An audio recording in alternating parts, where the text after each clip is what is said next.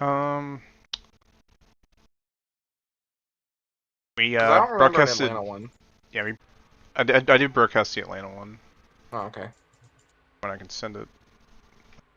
Yep, this is the season 14 Talladega IFAR race. We are, I think, race 10 out of 15. Something like that. Let me double check Marking that. out it. I'm marking it. Yeah, race 10.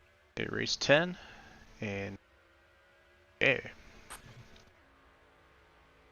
Yeah, Talladega Super Speedway, one of the biggest tracks on the schedule. Oh shit! Wait, we started. Yeah. I had All no good. clue. That's We alright. are a I ten, just we realized are I have only dual a Super client Series side booth muted here, ladies and gentlemen. because of the SRA broadcast. But yeah, biggest track on the schedule by far, aside from road courses. But I don't want to talk about any road courses. But yeah, race 10 of 15. We're nearing crunch time for a lot of drivers in the championship right now. It's about the top three currently separated by 20 points. Gino Bononi, your points leader, 3 wins on the season. Currently, so far in practice, even though it's a plate race, so practice doesn't really mean much of anything aside from finding out who you like to draft with. He sits 5th right now in the practice session. It looks like they're going to be out back here in just a second, probably to get some more laps in. If my game is... What's my get? There we go. We're working again. The fuck?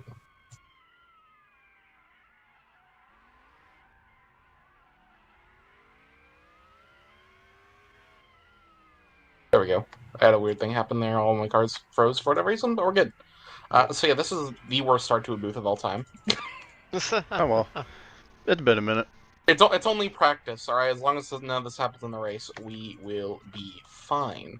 So for those at home, you might see a lot of cars right now on the exit of pit lane. That's probably because we're going to about see a whole pack come out, and yep, who would be the first to buy it. It's pretty common here in a plate racing practice. Everyone groups up here to get some drafting runs in, and it looks like Kyle Watts in the number 21 Toyota Camry is going to be leading them off for that. However, not all of them are doing as such. You see Cameron Jameson, he's off doing his own thing. So right now, 12 minutes left in practice session. Blaine Davis tops the times. It's 47.6464, 100ths of a second faster than the 27 of William Viola. Then again, it's a super speedway. Practice usually does not matter. This is actually back-to-back super speedway races. Last week was the IFAR Championship went ahead over to Atlanta. It is a mile and a half, but it was the reconfigured Atlanta, which had the super speedway package on it. Gino Bononi, your points leader, took home that race win. But anything anything interesting that y'all guys are going to be looking forward to in this race? Any cars to keep an eye on? Anything to note, really? You know, in practice, obviously lap times don't really mean anything. But what I look for, and especially when I do these super speedway races, is I try to draft with as many people as I can, because it is way more important to have a good form of racecraft. And that sounds weird. You're flat out, you're trying to push people down the straightaway. But there are drivers who are much more aggressive and much less aggressive. And this is the time to figure out who you like. Who do you want to, if someone jumps out of line, who do you want to work with, or who might you want to avoid? So this is going to be a very important time for these drivers. They're also the track was just updated moments before this race, so people are starting to get a feel of what might be the preferred lane. From what I'm seeing, it might be the top lane, but there's definitely a lot that people are trying to work out on. As William Viola, oh my gosh, That's a dead flat back straight. Roof flaps not deployed on the 27 in the race itself. Get that energy out of the way. But yeah, definitely finding who you want to work for tonight is going to be really important. I miss Atlanta, but I was here for the IFAR 500 at Daytona International Speedway, and while there's no, unlike really where manufacturers have a whole big thing to work together or specific manufacturer advantages in certain places, you did see a lot of the Toyota guys working together. That's mainly because a lot of them like to be within the same teams. Your no-skill racings, your diesel motorsports and the such. You're going to see, a lot of those guys do tend to kind of stick together, so you might see some Toyotas and might be wanting to work together a lot more. You can already see that on the top line right now in this practice session of Landon Zile, Alexander Gonzalez-Greene, and Jelani Howell. They're all right now, and Ruby Estes as well. They're all already up there working together in that line of 4 Toyotas, make that 5, as Kyle Watts might be thinking about going up there. So, yeah, there's not a specific manufacturer alliance, but some people that like to work together tend to stick to the same car, and you might see that a little bit tonight.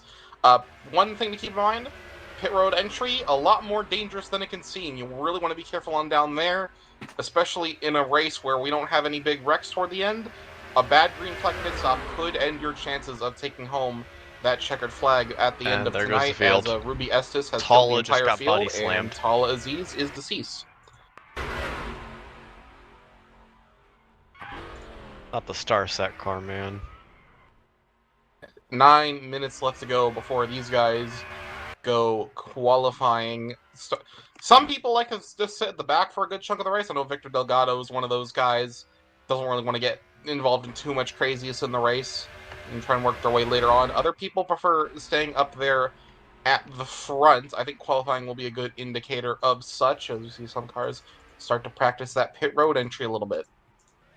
I'm glad you mentioned qualifying, because I feel like qualifying on these plate tracks is one of the most underrated factors about this kind of racing. You may notice if you watch enough of these races that usually the people who start up front end up staying up front and oftentimes win the race. Of course, we didn't see that at Daytona with Tyler Mallon qualifying at the back and finishing up front, but your usual suspects on these tracks, Joshua Clements, Kyle Watts, those likes of drivers, it's much easier to stay up front and control the race rather than trying to push the issue, trying to pass everybody, trying to avoid that wreck. I found that it's a lot easier to just try and stay ahead of it than to try and bide your time at the back, because often when it becomes go time, really hard to make up ground.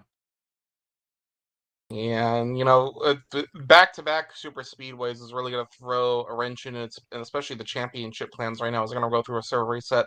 I'm going to roll through that real quickly. Gino Bononi, as mentioned before, your points leader with 244 points on the board, average finish of 7.4. He's already got 3 wins this season, 5 top 5s, 7 top 10s. Joshua Clements, one of the 3 Diesel Motorsport cars, he's not too far behind, only 14 points back, yet to pick up a win this season, but has a better average finish of only by 0.1, however, compared to that 24 Bononi. Dunlop Prod and the SCR driver Dunlop Prod sits nice comfortably in 3rd place right now, only 19 points behind our leader Jim Bononi. Kyle Watts 27 behind. Garson Young rounding out the top 5, 44 behind, and those are the only 5 guys this season with an average finish lower than 10th. Everyone else is 11 above. 6th place of Daniel Rodriguez, 60 points out, 11.7 on the average finish. So Steven Gibson, 63 out. Landon Lyle, 67 out. William Viola, 75 out. Tyler Mallon, will not be seeing him for the rest of the season, 78 out. So that's pretty much a good. Actually, considering both 10th and 11th are out of the books, potentially by the end of this race, the lone Dodge on the field, Victor Delgado III, could walk home with a top 10 in points, assuming Daniel Rivera, Cole Rodriguez, or Joan Anderson struggle tonight, which, considering he is the only Dodge in the field, I would consider an achievement. Yeah, Victor Delgado III, all things considered, has had a very strong season, and I think him being outside of the top 10 in points isn't really indicative of how he's been this season. I especially think of Evergreen when he was solidly in the top 10, was even flirting with the top 5, and he got into a couple of incidents that weren't really his own doing. I feel like that's kind of been the story of his season. He's had a very strong season, and Delgado is one of the best plate racers out there, I would say. Very good at keeping his nose clean and is able to just grind out races and finish them. So I would definitely keep an eye on the 12 car. Yeah, he's definitely what I think what some people would call the closest equivalent in IFAR to a journeyman driver almost. He's been here one of the longest, Not obviously one of the quickest or flashiest on the track, but he's always up there in the mix somehow. Someone that, from what I've noticed so far this season, that has always been in the mix at some point is at 54 of Joshua Luis, and every race it seems that they're up there towards the front, but for one reason or another, something doesn't go their way in their first season in that SCR camp driving the flagship 54 car. We'll have to see how they fare later on this season. They're all the way down 24th in points, only 3 top 10s on the year, but an average finish of 11th, so they haven't had a bad one, to say at the least. Only 4 starts mainly contributes to that low deficit. So only 2 minutes left here in practice before they get qualifying. I don't have my practice times anymore since they reset the server. Not that practice really matters much here at this track anyway. So before they get to qualifying, any of you three have any picks for who's going to come home with that win tonight? Honestly, I don't really know. I think we're gonna get a kind of a surprise winner here. In fact, I think I'm gonna take Will Viola for this win. I think he's gonna get his first IFAR win tonight. He's riding off of a ton of momentum. You know, he was just crowned the OSCC champion, which had a pretty strong average field, and I mean he's been really quick. You know, I think of his podium at Evergreen that he got completely on merit, probably one of the best drives of his career. And he's a very solid plate racer. You know, you think of drivers like Clements, Watts, Gonzalez, you know, but Viola is right there with him as one of the best. So I think he's going to break through and get tonight. And not to mention, he also won back-to-back races in BPNR recently as well. I'm gonna go a little bit outside the box here. From what I've seen so far, they've been able to run up here at the front of these few pit parties that they've had so far. I'm gonna go with that 81 car of Landon Lyle. Right now, I think that he has the potential to come out here with a very strong showing today. As long as he works well with his fellow Toyotas, which earlier in practice it did seem the case. I just picked a very bad time to say that. He just bumper grabbed off of Jelani Howell, but Moneyline car I think might be in a good spot by the end of tonight. Drivers, to your cars. I'm gonna go with the safe bet. You'd mentioned earlier the Toyotas. You normally see them running at the front. I'm gonna go with Alex Gonzalez-Greene. That man's been out of it for a little bit. You know, with that 5-race suspension and just generally managing the league over racing. But he's normally at the front of these things. You'll see him at the end. He'll be up there. My pick is number 63. All right, Zach, that just leaves He's the you, my defending friend. winner of this race. Gonzalez won Talladega last season, I'm pretty sure. I'm I'd gonna like to point out. Oh, I go think on. the cream rises to the top. I think we see Kyle Watts win tonight. I'd I like think to that would point out only just be his third before win. I'd like to point out just before they went to qualifying, Winston Wolf did set the fastest time in a very short 3-minute session of lap times collected. So maybe that 09 could have something today. You don't really, I mean, when it's an interesting pick to say the least. Maybe you can go for it. That's why I picked Laird instead. But Talladega has its oddities. You never know. All right, guys, to who's see. winning the poll? Kyle Watts or Joshua Clements? It's gonna be Kyle Watts. All right. I have I got my whole money on season Josh. as an official of just watching him at the pole of every single race of every single week for 7 weeks straight. I don't know. I think Josh is a better plate qualifier than he is. Although I might eat my words right here. We'll see. They're pretty much even. I mean, they're always on the front row of these things in whichever order you like. I don't want to sleep on Victor, but I could see maybe Victor pull one out. I don't know, Victor. Qualifying wise, I don't think I'd put my money on Victor purely because he seems more of like a quiet For the poll, type of yeah. guy. He's kind of like a Brendan Poole in the sense that he's gonna like lay back for a good chunk of the race and let the race itself kind of more dictate that. I hope he didn't just say Brendan Poole. He literally got a top 5 today at Rockingham doing absolutely nothing. It's Brendan Poole. Brendan Poole. I'd have kicked you out of the booth myself. Dang. But lap times start coming in. Joshua Clements currently on top with a 52.133. 0.07 of a second over Jolene Sims. That's a really fast lap 1 from Josh. I don't know how this is going to turn out. Yeah, Kyle Watts only sets 7th best there on that first run around. Josh might be just running the bottom for both of his laps.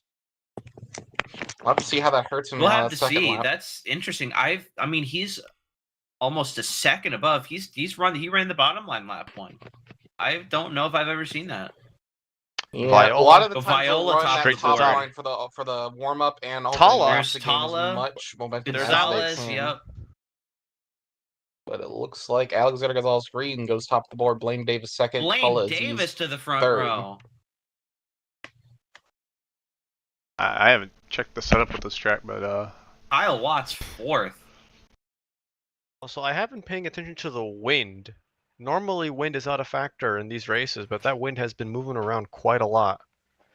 West, southwest, southeast.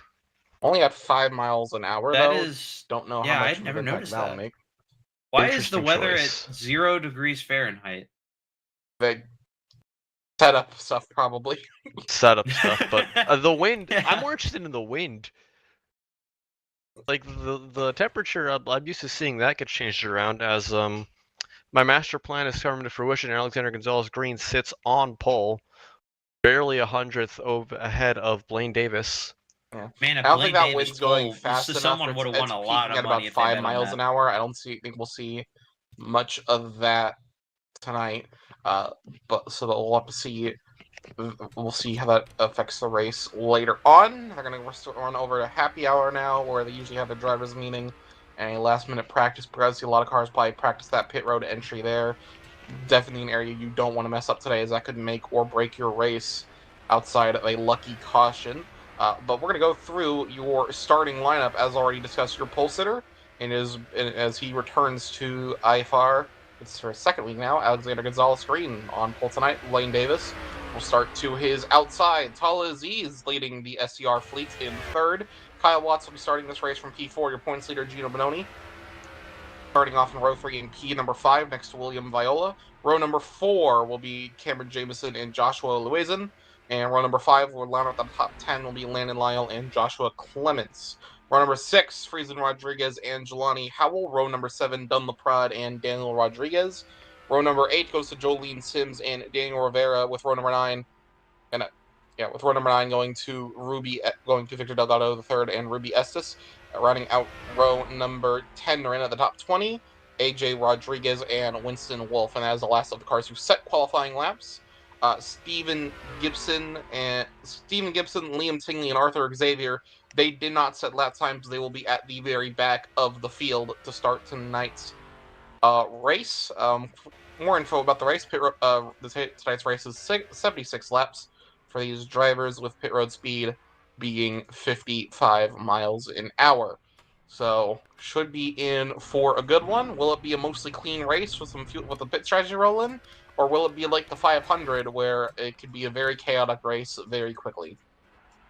I mean, this is a much smaller field than Daytona, so I wouldn't be surprised if this was a pretty clean race. I mean, I feel like all the drivers we have in this race are very talented. I mean, this is pretty much the cream of the crop when it comes to this, the fixed NR world. So I wouldn't be surprised if we went green, but I also wouldn't be surprised if we had a couple cautions. Yeah, all it takes is one bad block, one over-aggressive push, even a little bit of netcode to not end your race, but several. That's why Jelani Howell is probably one of the most feared in these types of races. They are by far the most aggressive. Oh, yeah, no. Gotta keep an eye on that blue 19. Yeah. If I speak, I am in big trouble. that is, You know, it's interesting. This is one of the smallest plate fields I've seen in a while. There are only 20 drivers that qualified for this race. It's a very small field. Back-to-back plate races probably fatigued a few drivers. People probably don't want to. Yeah. Don't want to do that. Yeah, I don't blame them, honestly. Pretty much all the people that are running here tonight are people who are running the full season. I think the only person who doesn't, pretty much run all the races is Friesen Rodriguez, maybe, and Wayne Winston Davis. Wolf and Winston Oh, Wolf as AJ well. Rodriguez. based AJ on Rodriguez. the starts, I want to say Joshua Lewis. Only 4 starts, and Yeah, I AJ pronounced Rodriguez. Liza Swain. I'm pretty sure this is. Yeah, I'm pretty sure Rodriguez has only started Daytona, so he's out here I having feel like some I've seen fun. that 66 in other races. Well, I mean, I meant people who aren't running the full schedule. That fair enough. I am shocked, by the way, that Josh qualified as poorly as he did. Almost a full tenth of a second off of pole. Put it all on that I opening knew lap it was. there. I Did knew not it was pay off. weird. Yeah, I knew it was really weird that he was, a tenth faster than everybody on lap 1. He must have thought that his lap 1 was going to be faster than his lap 2. I don't know. It's very un-Josh like to qualify that bad at Talladega. Yeah, I think it's like I haven't touched the track or anything, but if I had to guess, this is a little bit different than what you'd see at most super speedways in our. Yeah, this is I'm pretty sure. Well, first of all, it's CTS physics, so whole new physics passage. From what I understand, you wanna like you really need to arc it in on Cup physics, and on CTS, I've learned, like I was talking to Josh for qualifying in a CSCA at Daytona, and he told me that pretty much you don't really need to arc it in because of how gripped up the cars are. So maybe he was trying something new. I'm not sure. No, sometimes things don't work. You have a very It'd funny be really situation. funny if there was a big crash on lap 2, and he would have missed it if he qualified on the front row. Yeah, shout out to Liam Tingley. I believe this is their first start since season 12. I believe they do have a championship under their wing here in IFAR. So, good to see some guys that have raced here before making a return. Yeah, we are definitely going to be in for a good one. 5 minutes until they start to grid themselves up. So, woohoo. I don't know really what else to say until they get racing, to be honest. Yeah. This is kind of a nothing but a grab session. I'm not gonna lie. Yeah, most happy hour sessions. We can definitely tell you what to look forward to next week. We go from the high speeds of a super speedway to the tight technicalities that is a road course. Race 11 is going to take place at the Circuit of the Americas 1 week from today. Should definitely be an interesting one.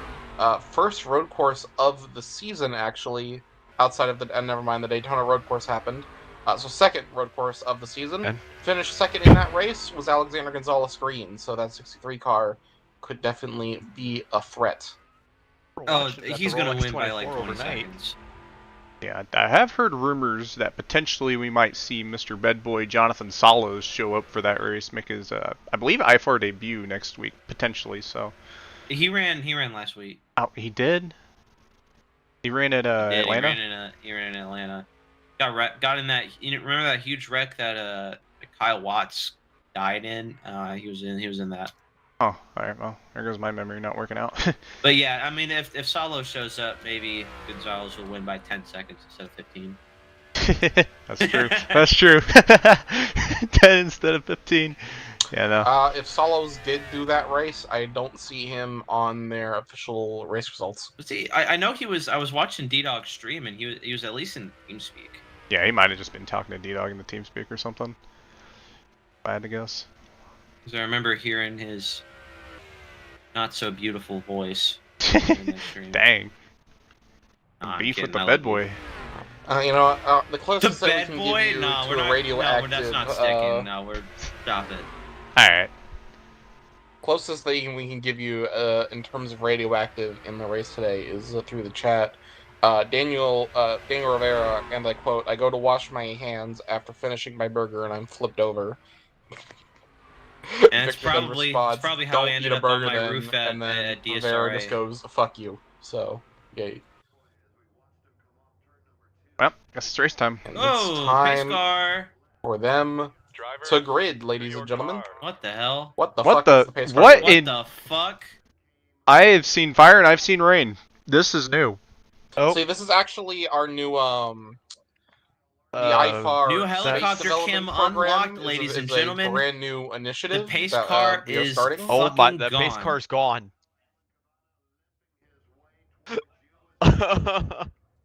There might be a lot of black flags here to clear in a minute. What the hell do they do if there's a car? It's gone. It's gone, guys. It's actually gone. Pace car is gone.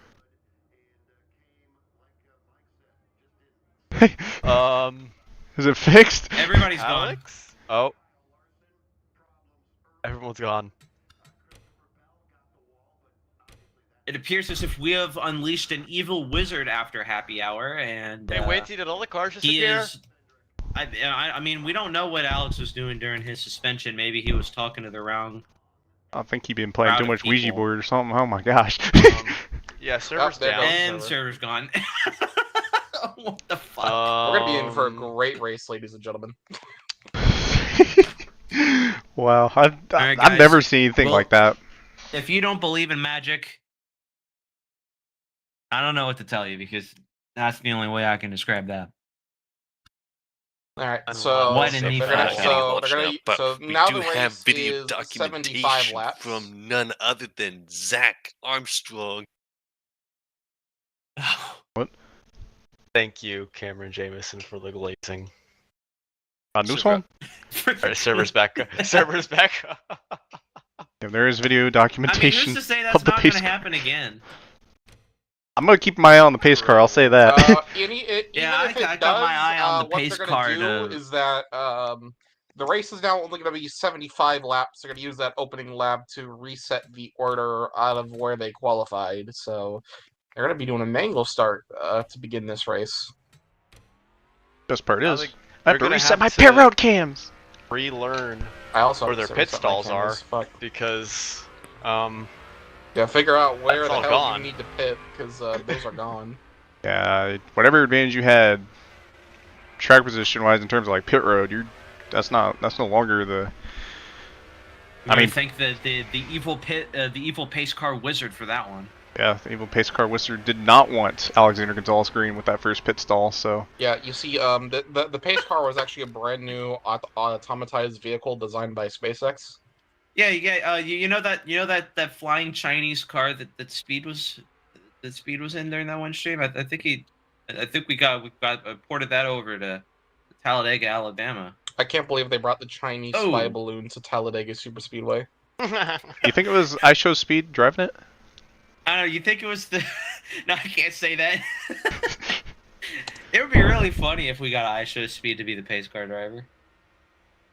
I don't like them putting the chemicals in the water that turn the frogs gay, honestly. Imagine I was able I to convince him personally to join a like the stream. chemicals that turn people into evil wizards. Holy shit! Oh my god, the pit road. Oh my god, the 06 is. We gotta get the tarps out, boys.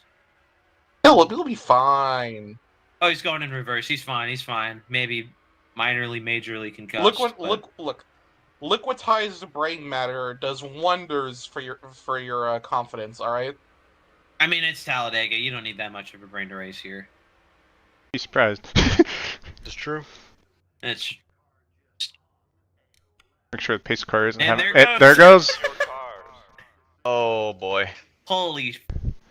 Hey, I'm fuck. at the front. What did he Wait. do to the truck? I think I know what's I happening. think it has to do Guys, with I'm on the front temperature row. No, it's the being track grip. negative It's the 0 track degrees grip. I'm pretty Fahrenheit. sure.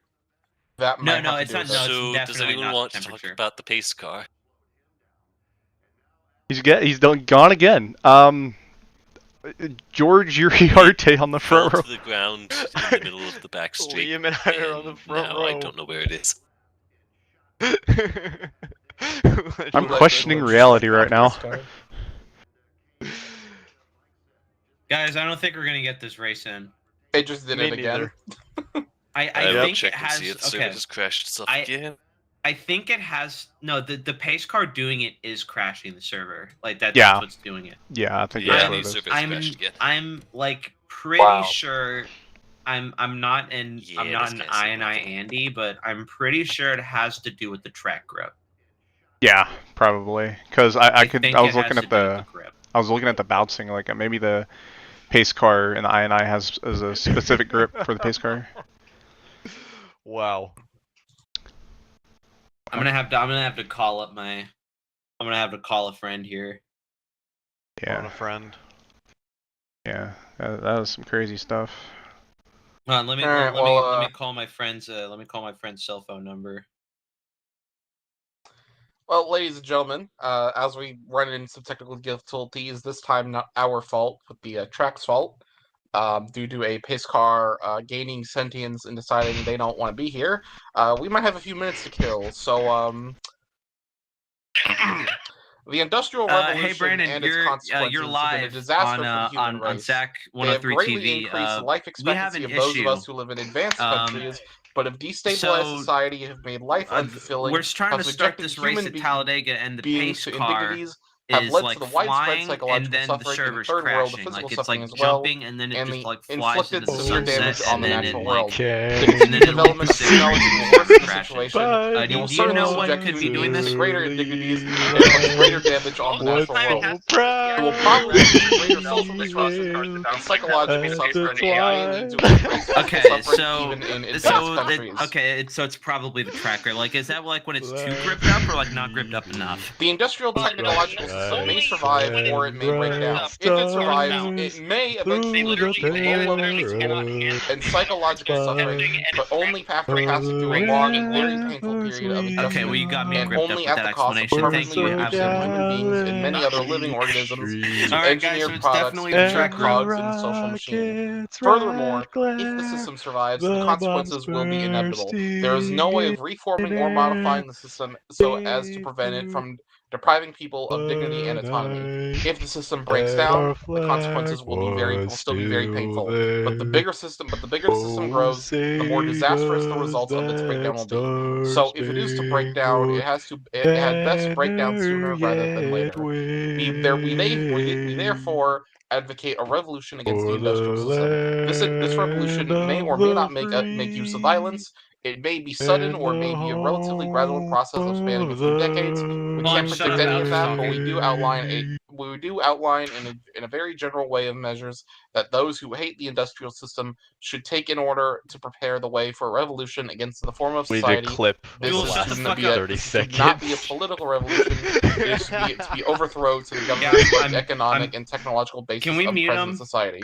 Okay, I'm done. Yeah, I muted him. Dang. Need a clip of the last 30 seconds. That shit was food.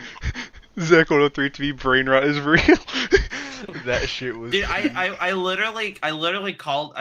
Did that pick up or something? I think all of that picked up. Every bit of that. Every bit of that.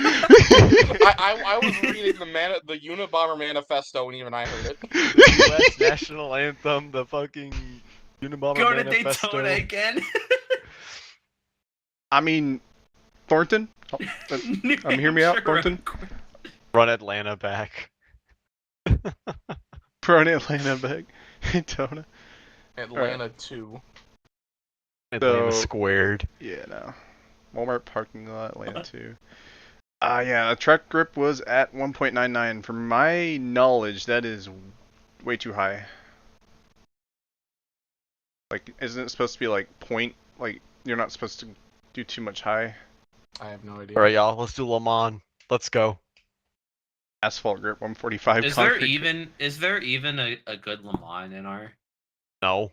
Oh yeah, speaking of Le Mans, guys. Le Mans. Okay, anyway. What are they singing like at 3 o'clock in the morning? I disagree. I think the grip level is what makes the pace car launch into the air. I'm sorry, I still had dual muted. I forgot I did that. You know, yes, but in French. I'm gonna get banned from DSRA. Dang. It's been in French. France. Arthur Xavier says, no, screw France. Sometimes I dream about Asphalt concrete grip 1.99? Jesus, Alex.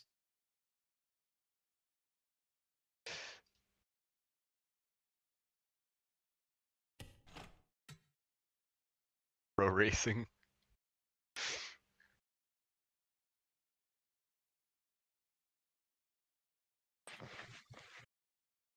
Post this cat the 19th. It is the 19th. Is the 19th. That's That's why why I'm we're posting posting the the cat, cat. idiot. What My did turn to Joel post the do? cat. Ryan Coat. Okay, no, Ryan Coat didn't. I'm getting slandered. no, in you guys fucking have no IFAR idea now. what What did I'm I Supposed do? to talking have about. a moment What to did he do? get Daytona properly set up. Did I hear Daytona? Wait, are they actually going to Daytona? Did I hear Daytona? I heard Daytona. I like this idea. I just opened up the chat in the What do you mean stream because I got maybe? nothing else It's better at to do. 2. But yeah, no. Give chat an idea of the track grip. So from what my knowledge is, it's only supposed to be like you're not supposed to go over 1 with the track grip. Otherwise, like you're gonna have like I'm surprised no one's like actual car was doing that, where like the car would bounce. But yeah, no, that Well, would. no, because I don't think the car doesn't really get affected. It's the AI.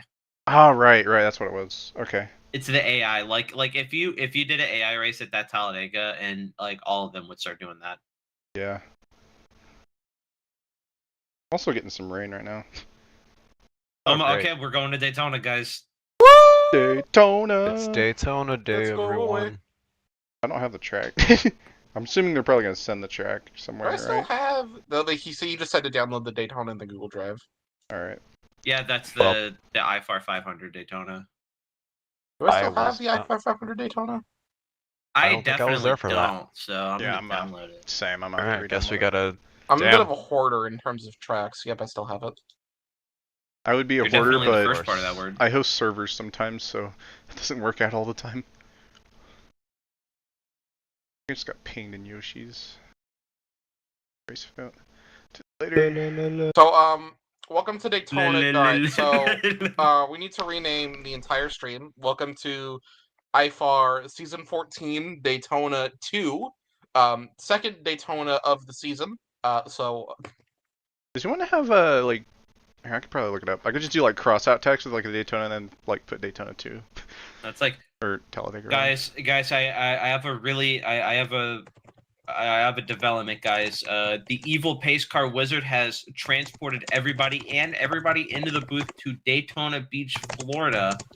We're still ongoing on if we're gonna continue the race. But I'm really scared, guys. I didn't know teleportation was real. It's scary. Teleportation in 2003. The Jim Jack 336 files have can we been teleport released. Donald Trump to a remote In this desert economy? island?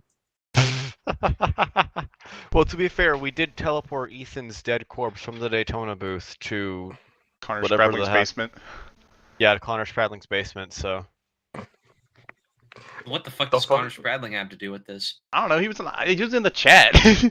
We just wanted he to was in the fucking- chat and he wanted Ethan Mingalelli's dead corpse. So Didn't I we sell it mean, for like I- 20 That's. bucks? I'm I mean, hoping me for too. purely research purposes. yeah, of course, it only research purposes. In a video game, guys, you know, the Mike, the FBI agent, who might be watching. I God got damn yeah, it! of Stop course. setting the server back. I'm gonna do some evil things. I ain't even And downloaded the it's track a yet. track that I don't have. I'm gonna do some evil acts if this keeps happening. Do I have Alex? They're gonna go straight to queue, so you better hurry the hell up, Zach. Oh crap! Wait, what track is it? I just downloaded Daytona. Daytona BBMC. It's in the drive. I'm just gonna go hope I have it because it's not. I just downloaded it. I was in the server. Yeah, I I would was say I also- don't have they it were- now. Oh, I have it they were fucking somehow. around. Okay. I was about to say. Somehow. Daytona. All right. Well, we have to sit through. Oh, never mind. They backed out again. Never mind. Someone might have clicked the continue Wasting button my who wasn't supposed shit. to click it. How is it? Wait, it still says Talladega on my end. Is that saying it that in y'all's end as well? No, it says IFAR 250. You're fucked. I think I'm fucked as well. I- Same. That's crazy. Bruh. Am I the only? Am I the only person that's in I'm the server here. right now? How's it going? I mean, I'm in the server, but holy. I'm in the server, but Like, the I'm track's literally just not showing looking. up. What the heck? I'm literally Bro. looking at the track right now. Like, I'm Bro, here. for some reason in the like multiplayer menu, it was showing Talladega, but when I go on the track, it's showing the Daytona because I like barely just had enough time to download it. Alright, I guess I gotta reinstall the fucking track again, like I did for Talladega. All right, so I'll have to rename the stream after the race because I can't do that right now. Incredible performance. So I by guess the they like, IFAR team. I guess they doing the thing again. Yeah, no. Yeah, they're- they're qualifying. requalifying. So We're qualifying. This is the chance for Josh Clements to not bottle not it. do whatever the fuck he just did. All right. And there he is. He fell not out. He do the fell thing out. he did before. He fell out. Okay. Josh there we go. sold. So because we have to sit through another 3 minutes of qualifying, It's Daytona all over again. Alexander. You're gonna get us copy straight. welcome, No. ladies and gentlemen, to the IFAR 250.1 at Daytona International Speedway. This is race number 10 on the season. I know we were here already. Don't worry about it. We're here again. We are back for action. We're back for a second round Zach, I have a of question for you. Daytona Super Speedway racing. Talladega has been unpersoned. It is gone. You've So as done the a lot of field begins, broadcasts. Have you ever had themselves anything like this qualifying and happen? determine the starting order This is for the tonight's first. race. Gino Bononi is your First. points leader. I've said all of this like 5 Yeah. times already. I'm going to Yeah, kill no, myself. me too, man. This is a first, even from like a driver's standpoint. Like I've been playing this game since late 2022, and I don't think I've ever seen a pace car like do that in a race. That being the reason for a track not being used. Well, lap times are starting to flow in. Friesen and Rodriguez currently atop of the board by 2/10, so you can only assume he ran the bottom on his first lap. Dang. You can also safely assume he's probably going to drop down the order as soon as the second laps come in. Fortunately, It looks like Licious Wayne had a really good lap 1. Yep, and Clements isn't. Looks like Clements isn't gonna get to go. Oh no. Yeah, Clements might get to set 1 lap. well, I'm Never mind, they're not back to the session. They're not setting any laps. They're Rip. fucked. dang. So, do we want to keep our picks from earlier, or do we want to change them since we're at a different track? I'll keep 'em. I mean, Yeah, I'm changing mine. Ain't no way I'm keeping Kyle West. No offense to him, but There gosh goes dang. Alex to the top. Nah, I'm switching to Kick- freaking. I'm, Yeah, sti- also I'm gonna stick with actually, no, I'm not gonna stick with Landon. You know what I'm gonna do? oh my God, I Gonzalez forgot got you say the pole. Tala Aziz. No, man, that was gonna be my pick. In the IFAR 250, the Jelani most almost expensive got the race, pole. most expensive race in America. All right, I put it all on black. I put it all on Daniel Rodriguez, and I know they're starting 14th. I'm gonna do it again. I'm doubling down. Put it all on black again. Let's go gambling. You know what they say. The moment you stop gambling is right before you win. 99% of all gamblers quit Exactly. before they win. Okay, $1 well, you gazillion know dollars. what? You know what? If you're gonna go all black, I'm gonna go all red. I'm gonna go with anybody else. People but who him. say that they stopped gambling are quitters. Do you want to be a quitter? I'm You gonna keep bet gambling. I'm gonna all bet right? my Did life you run out of savings. money gambling? Sell your house. Sell your car. I'm gonna bet my sell your life wife, savings sell your that kid. anybody except for Daniel Rodriguez is gonna win. So You know anyway, what? I was Fuck it. right about my prediction for pole again. They asked me what I would do if I got $1 billion. All right, I'm putting it all on a $1 billion parlay. Guys, Actually, I Friesen picked too much for it, Friesen so- qualified second to last. Oh.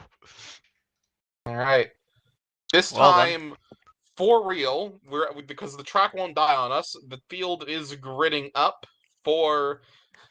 Do we want to call this the IFAR 250.1? The IFAR 250 squared. It'd be weird if we didn't. This is the second most expensive night in America. The second most expensive night in America. Slightly more expensive because the pace car freaking we died have at like half Talladega. the field count as we did last time. Yep, everybody flew from Talladega, Alabama to Daytona, Florida in the span of 10 minutes. Quite impressive. Well, no, I we didn't got have to do that. I teleported. live here. Oh. We got teleported. All right, guys. So are we keeping our caution bet because like these guys have no practice on this track? I didn't make if a you bet. ran the 500, you were here. I'm gonna Yeah, bet but that was like there's like gonna be 3 months a ago. short ender, all right, someone, and by someone I mean Tala Aziz, is going to end up in the catch fence. Why Tala specifically? What did he do to you? He just annoys me. disease. I mean, okay, I get that. Tala is pretty annoying. Dang. No, I'm kidding.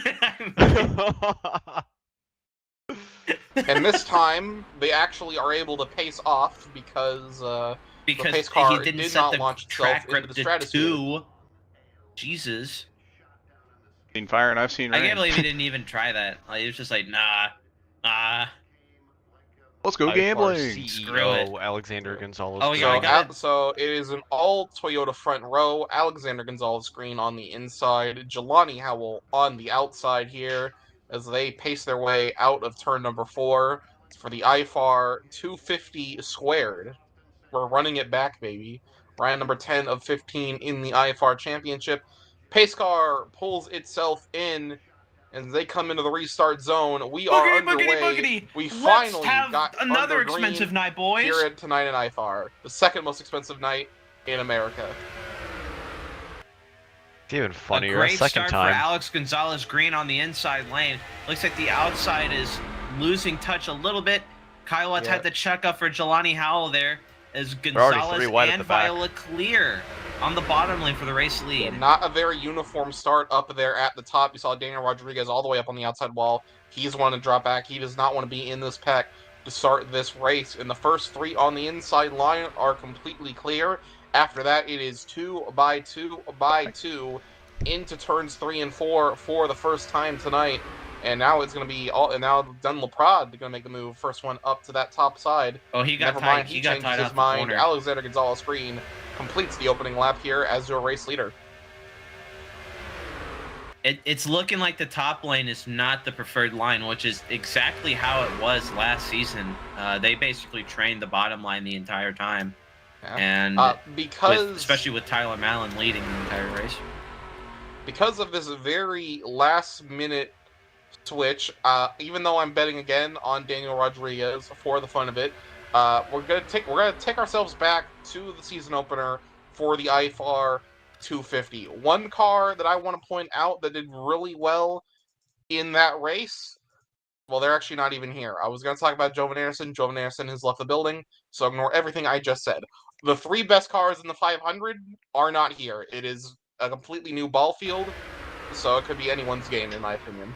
So it was Mallon and Anderson and who else? Jerry. Jerry? I don't remember Jerry being in it. Jerry I know led the Dunn first was. 20 laps of that race. They also got No, pole. well, we don't talk about him.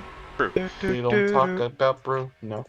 Anyway, on the lap 3, down the back straightaway they go. Problems already for Arthur Xavier. He has lost the draft.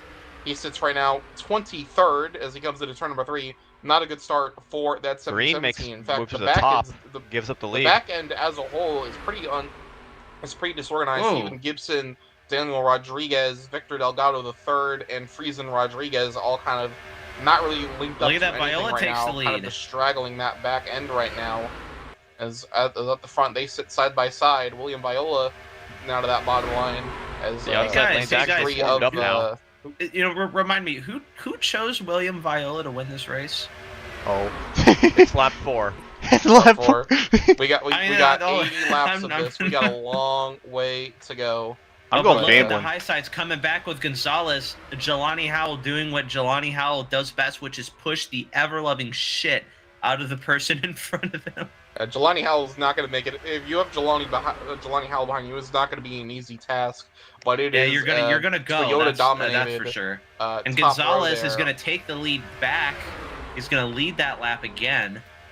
But I'm seeing a lot of really strong cars on this high side. As it looks like Kyle Watts is getting shuffled out. He's top 3 wide.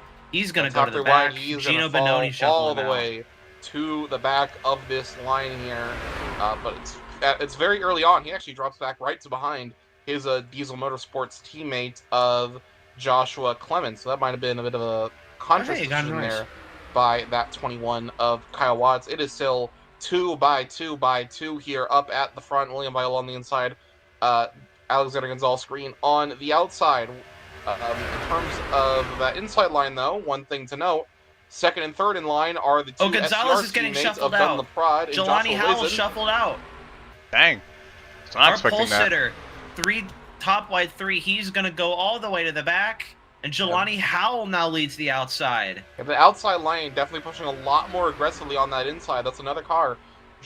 Oh Push out, my warp God! out to the back now. Oh, Now that Jelani Ruby Howell Estes. is going to lead that top line. Ruby Estes. I don't know if anybody saw that, but Yeah, I I've saw seen it. that. that was warp out of the 17. dangerous right there. Yeah, right now it's very early in the race. Because we spent the entire first half of this broadcast at Talladega. In terms of practice for Daytona, none of them had practice for Daytona. So a lot of these guys are having to spend these first few laps figuring out how aggressive they want to be, what they want to do, who to work with now all over again. But this time, it's as the race is going on, so you don't want to spend too much time trying to experiment, because you might end up losing this pack and putting yourself in a far bigger hole than what you started. One thing I noticed further at the back, that 09 of Winston Wolf had a bit of a squirrely moment in the tri-oval, and now on the back straightaway go, he sits at the end of that top line right now. He is probably looking the most uncomfortable. He's constantly behind different people, trying to figure out what's working out for him, as he's actually going to lose 2 more spots to Alexander Gonzalez-Greene and Steven Gibson. That 09 in general, really swirly around the place. I think he might have got a bit of a piece of the wall there in 3. Yeah, I'm actually going to make my pick Winston Wolf. In a reality where pace cars can fly, I think there's a reality where Winston Wolf could, or not Winston Wolf could probably you end up winning this you thing. don't get to change your pick. We're literally like we're in We're the 8 middle laps of the in. race right now. Oh, I mean, I changed my pick. I just didn't get the chance to say it. He's my roommate. I can let him know right now. Like, I changed my pick before the race. I just didn't have a chance to say it. Down the back straightaway here on to lap number 8. William Viola on the inside, Jelani Howell on the outside. It seems like these first few rows here at the front have kind of now calmed themselves down and sorted out. Landon Lyle gets a little bit high there in 3, manages to readjust himself right now. At the back, it's still pretty undisorganized. Not really any people able to make it to get themselves bumpered up there. Very opposite story here. At the front, Viola leads that lap, done the prod all over his back bumper right now. At the start of this race, when Alex moved up to that top, you had Oh my gosh! a line of Ruby 1 Estes. Toyotas there. Almost wrecked the entire field. Oh my goodness! Big We lag gotta spike get there by that that 17 of We gotta Ruby get that Estes. 17 out of the way. They're able to hold on to it for now. We'll have to see how this goes. Yeah. Well, I'll tell you what, Duel. One thing about the IFAR 250 that my another God, car Steven disappearing at the back. Gibson, And that around they go. hard in the crash. wall, that is the 66 of Friesen One car That's a Rodriguez. single car though. That's not going to be. That was a single car wreck. Caution Friesen is out. Rodriguez. Caution's out. Caution is out. Cars are slowing down. Dang. Major warp Second issues week tonight. in a row, it's the 66 completely destroyed. Well, I'll tell you what, the big winner of that is the 77 car of Arthur Xavier, because he had lost the pack, and if we had gone much longer, he would have gone a lap down, in which it would have been really hard to get back into the race. So this is a chance for him to catch back up to the pack, maybe play a little bit of strategy, and That is correct. Get No back race back into to the this line. thing. Field is frozen. And Friesen Yeah, has retired from this race. Steven Gibson had a massive lag spike there in 4, started warping, and unfortunately for Rodriguez, he was stuck right in the middle of that, gets hooked right into the outside wall, and his day is done. He's officially our first retirement on lap number 9. well, this actually plays great into what I was literally just talking about when the caution came out, which is that during the IFAR 250, it was a fuel mileage race. People had to fuel save all the way to the end. That giant wreck at the last lap was Jovan Anderson running out of fuel because of the poorly timed caution at the start of the race. What do you know? We have one now, so we don't know if people are going to have to fuel save to the end of this race. It's going to be really interesting if we go green the rest of the way. It will definitely be. You'll see pretty much this entire field come down pit road here to see what they feel like they need, because they've had no practice on Daytona for tonight's race. There was originally going to be Talladega, so I think everyone's going to have to pit, get some new tires, refuel that car up to see just where they think they're at right now. And as I say that, here comes everyone into the pit road. Going to be interesting to see what the deal with tires is here, because believe it or not, tires can be really important on these plate tracks. not in the sense of wear, but tire temperature. Because I've seen some places where tire temps can go into like the 250s. As it And looks like it's going to be not fuel the only case. for It's everybody. It's a lot of gas it goes. Viola, Leprod, Benoni, Kyle Watts Howell, taking 2 tires. Jameson, Estes, going up to 4. Davis, Clements, Luazen, Aziz, Gonzalez-Greene, Lyle, Rodriguez, Sims, Gibson, Pingley, Watts, Badimlik, Delgado, Wolf, Rodriguez, and then Arthur Xavier is your order out of pit lane.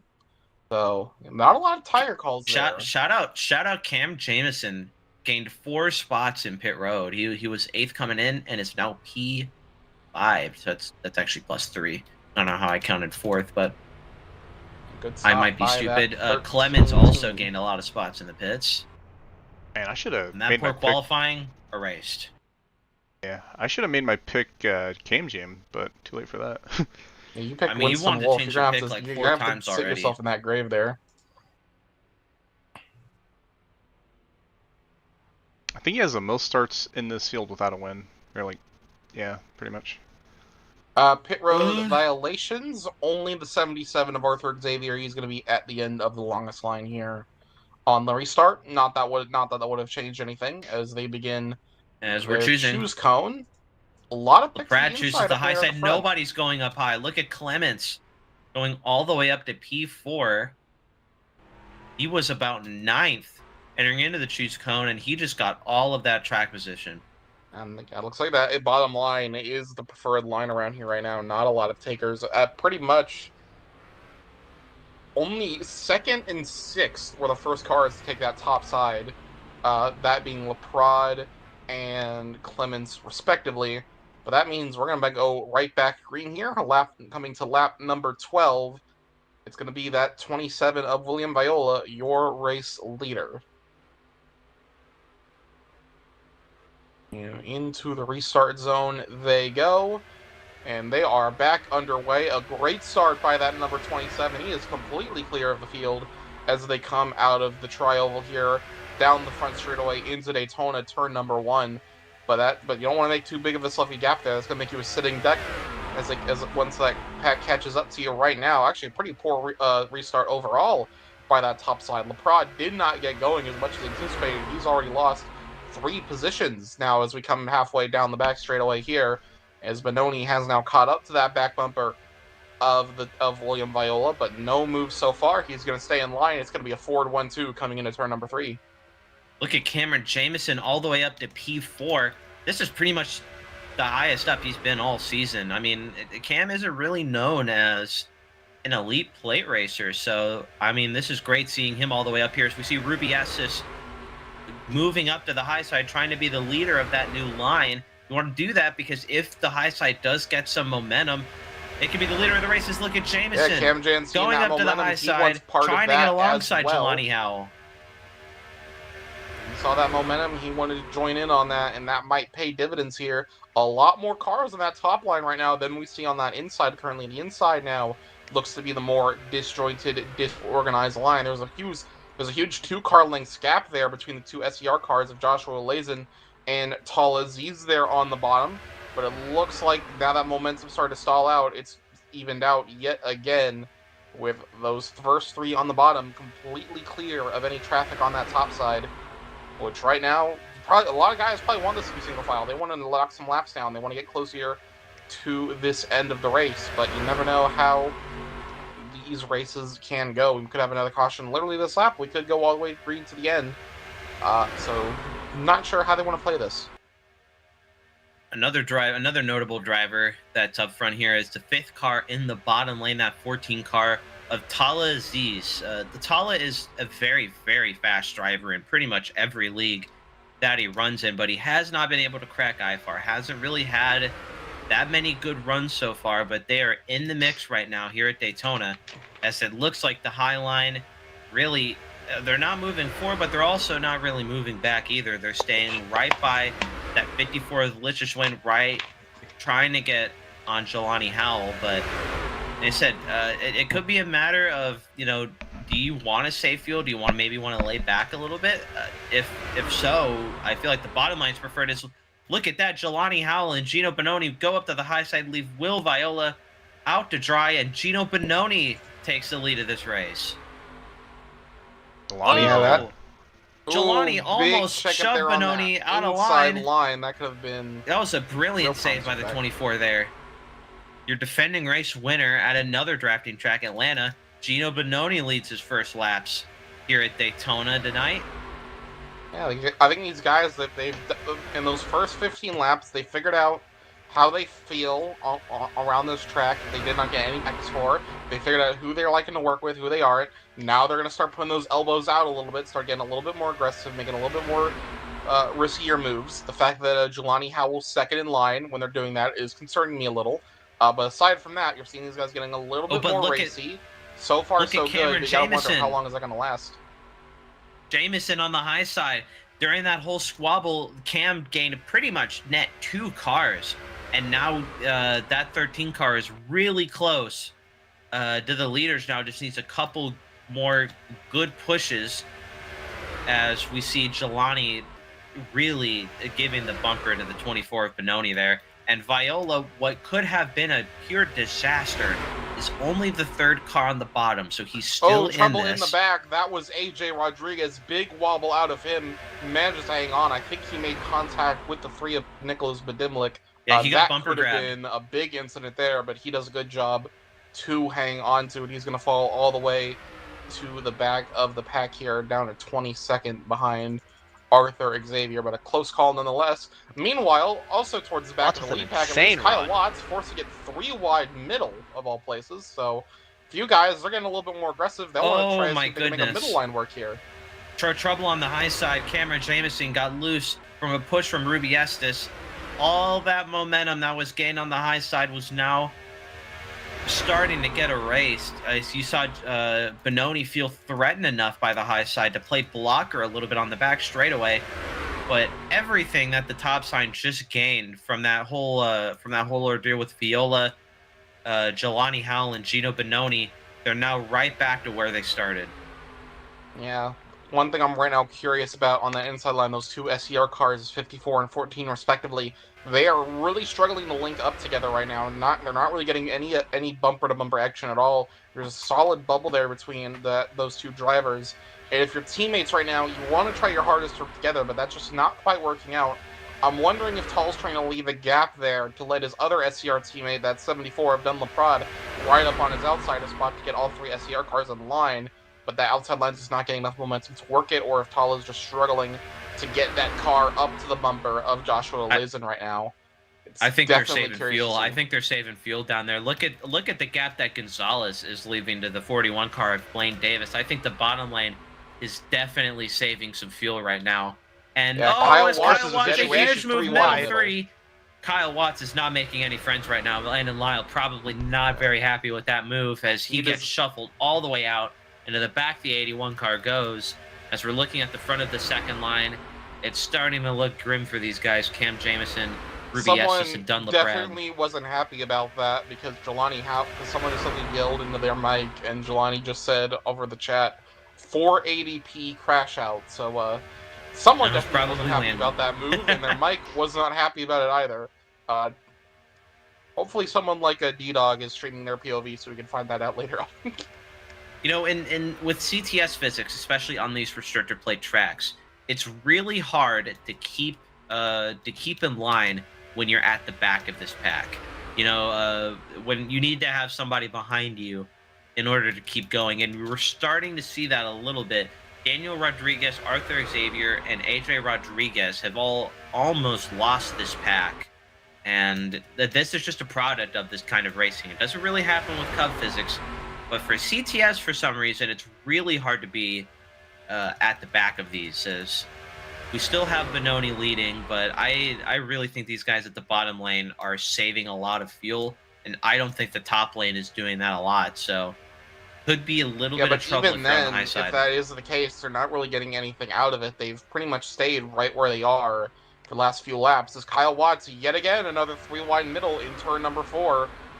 That's probably been the Oh, most but look at aggressive this. car on this The track leaders right now. on the high side thinking about going with LaPrade. We might naturally get a 3 wide here, and look at all of the ground that they lost from that. As Cam Jameson left out to drive by Ruby Estes. Honestly, the fuel saving top here lane might is be the pretty way much to go, dead now. especially because you see how much time that bottom line is gaining compared to that top side. If they're the ones that are fuel saving, that might come back to hurt those guys on the top if they have to pit before from all the way at the back.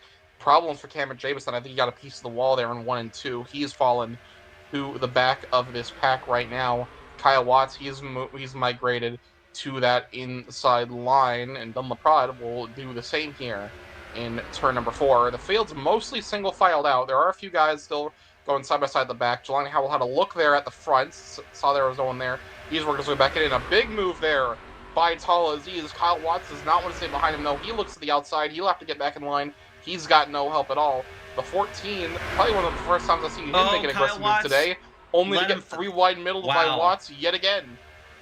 Kyle Watts is not making any friends out there. I was honestly expecting the 54 of Lichtenstein to go and help out that 14 car, in which Kyle Watts may have not done that. So maybe a little bit of miscommunication. The voice chat as LaPrade goes high, Ruby Estes goes high. To go to the top to make some ground, and Kyle Watts did not feel like working with him, just went right around him, and TalhaDevYT pays the price. He is now at the back of this field. Kyle Watts, I think he thinks he's prime Dale Earnhardt right now, going to the high, back to the low side, back up to the high side. It's definitely tell you what, it's early. I wouldn't feel that comfortable making those kinds of moves this early in the race, because these drivers are gonna remember it. Because look at Jameson and TalhaDevYT now. These the drivers that get shuffled out, they go all the way to the back, and you're under threat of losing the draft when you're at the back of this pack. It's not like you can merge back in and continue racing, as we have a massive run by Dunn LaPrade. Ruby Estes seems like she's a great pusher right now, as Dunn LaPrade is getting a ton of momentum coming out of the corner. No skill racing Toyota drivers there behind you to push you is always definitely beneficial. They're probably one of the best here in these plate race situations. He's going to get side by side with Jelani Howell coming out of the trial now. If the pushing continues, might even be able to get up there with Gino Bononi. Through turns 1 and 2 we go. First row, it's all Bononi. Second row on down, 2 by 2 by 2.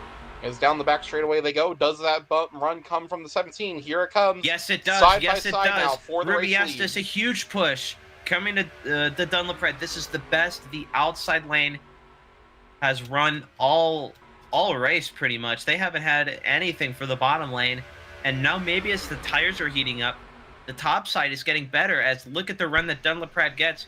He's going to lead a lap, and he might even clear for the race lead.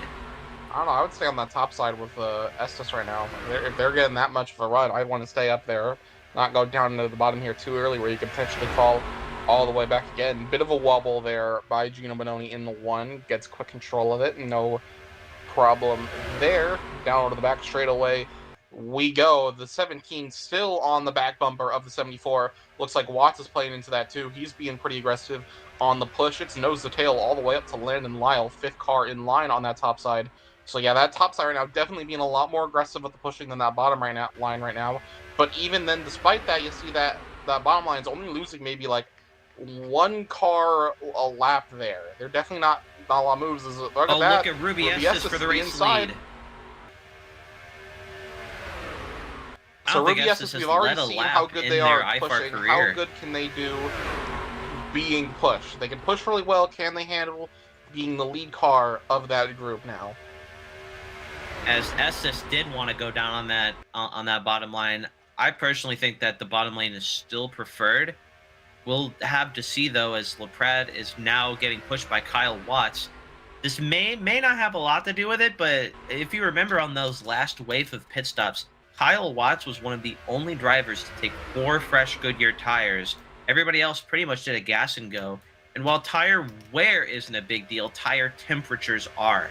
So while everybody's tire temps are skyrocketing here, Kyle Watts, even though those tires are still hot, little bit cooler, meaning that it could mean that he gets more grip, he can maneuver a little bit better, and I think that's how he's gotten his way all the way up here. As Dunn LaPrade trying to get a push from the 21 of Watts, trying to get past Ruby Estes. Don't know if it's going to be successful or not. Laprade has gotten clear on multiple occasions on the outside lane and is elected to not choose the bottom lane. We're going to have to see if that's going to change, there has though. been some talk about pit stops here. Doesn't look like anyone's coming down that time. The 54 was talking about it, along with 77. Neither of them opted to make that call yet. Depending on the fuel situation, sure, you definitely don't want to pit here alone, but when do you want to make that move? Do you want to be one of the first cars down pit road and get that time gained after the fact, or do you want to be one of the last cars down and have as much fuel as you can to get to that end? I'm going to choose option C, which is pit when everybody else pits, because it is important. The fuel aspect is incredibly important, but it's even worse if you lose the draft and you're all by yourself. You not only do you need to pit with as many people, but you also need to make sure that you pit exit with all of those people as well, because you may, even if you're short on fuel, you have a better chance with a pack of people than if you're by yourself. So I think it's going to be really important for everybody to coordinate here. I assume some people have been saving more than others. Say Dun Laprade probably hasn't saved that much. Viola, Benoni probably haven't saved that much as they've led laps today. It's going to be really interesting to see when people pit. It could be incredibly important, although I think we're going to have to pit at least maybe 2 more times. I don't know if we can stretch it on one stop. Depending on when they come in, they last pitted at lap 10. This could potentially be a 2-stop race that we are looking at here. If they make it past lap 40, I think this could just be a 1-stop. If they can't make it to 40, then you're definitely looking at a 2-stop race here. We'll have to see how long they can go. Right now, they just crossed the line to begin lap 31.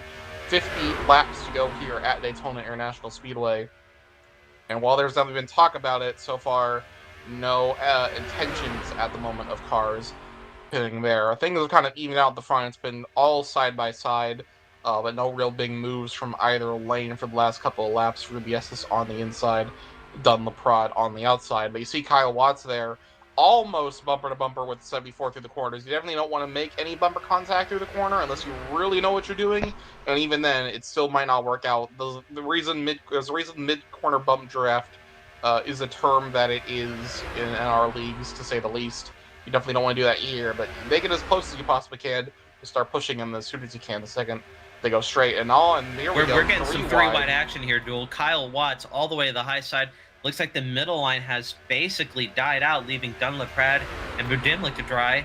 Watts made that a huge push from Landon Lyle in the 81. We haven't talked about Lyle all night long, ever since the Wizard took us out of Talladega. I should have stuck with my pick. You definitely should have stuck. Who'd you pick after I said I was doubling down and picking Daniel Rodriguez again for the fun. Oh yeah, that's right. Yeah, you're not looking too good right now. But you'll have to see as Lyle got in the and I would happily do it again. That being said, that big move to the outside, you see how that Watts took, completely killed any momentum the outside line had. They're already down to about where 6th in line on the inside is, even further back potentially. So it was an aggressive move by Watts that a lot of cars followed him on. Did not pay out at all. You see, it's really hurting them a lot right now. That move there pretty much got the field mostly single file here at the front. Joshua Clements, looks like him and AJ Rodriguez might try and get that outside line back going. We'll have to see how that works out for them as they come out of turn number 4, coming to lap 34. Again, we got to start asking that question. When are we going to see cars pit? It's all quiet right now in terms of pit road activity. No one's saying they're coming in. No one looks like to be making any preparations for that. But you know it's coming. It's coming sooner rather than later. We'll have to see what they can do. Duel, if I remember correctly, when I ran Daytona, you have about maybe 35 laps of fuel. Because how IFAR usually works is they pretty much guarantee you want a 2-stop with, and maybe if you could save a little bit of fuel if we go the whole way, you can do a 2-stop. So I would assume you maybe have 30-something laps of fuel. These guys pit on around lap 9 or 10. Lap so 10, I would exactly. assume that probably around lap 42, is when we might start seeing people pit. And if But that's the as case, we're- depending on how late you stay out, you can make this a one-stop here to the end. Now, depending on where cautions fall, that might not exactly be the case. I think if we have multiple cautions, you're going to see multiple stops. But assuming we're green to the end, this might just be a one-stop. A huge checkup from Blaine Davis. A lot of people are getting loose. What a save by Alexander Gonzalez-Greene.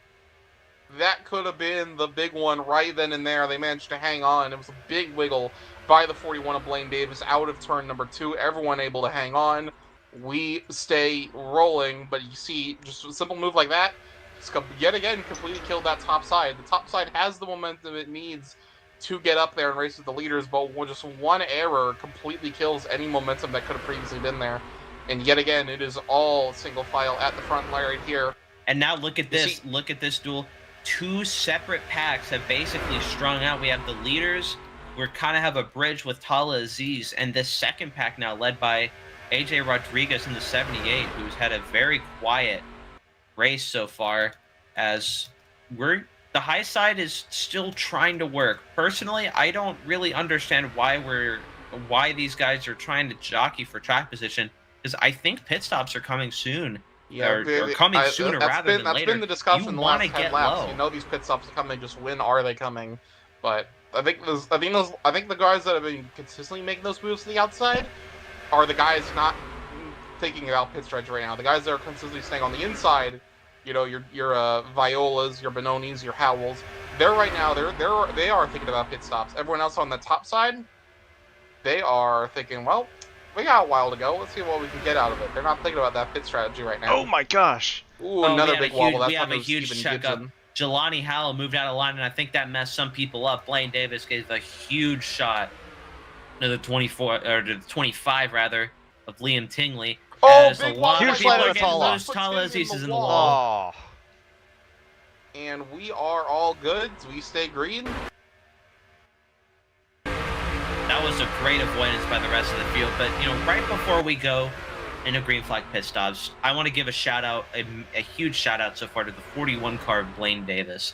Blaine is a driver that you don't really see up front in a lot of these races. So I would definitely call him an underdog driver. And he's in 4th right now. And pretty much this entire run, he's been inside of the top 10. He's played his cards right, and he has that track position to maybe try and get a huge upset win, as it looks like we have a lot of people who are not happy with others in the voice chat. But yeah, huge shout out to that 41 car, Steven Gibson in 3rd. But we finally reached the point here, coming to lap 39, single file nose to tail, and that tells me get ready on pit road. If no one's gone to that outside lane anymore, it is now completely about fuel. Who pulls that trigger first? Because you don't want to pit alone.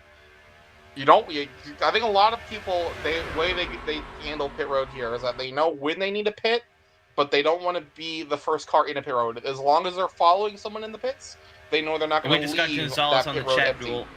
Gonzalez gave everybody a warning that pit stops were soon and to be careful because we didn't have any practice here.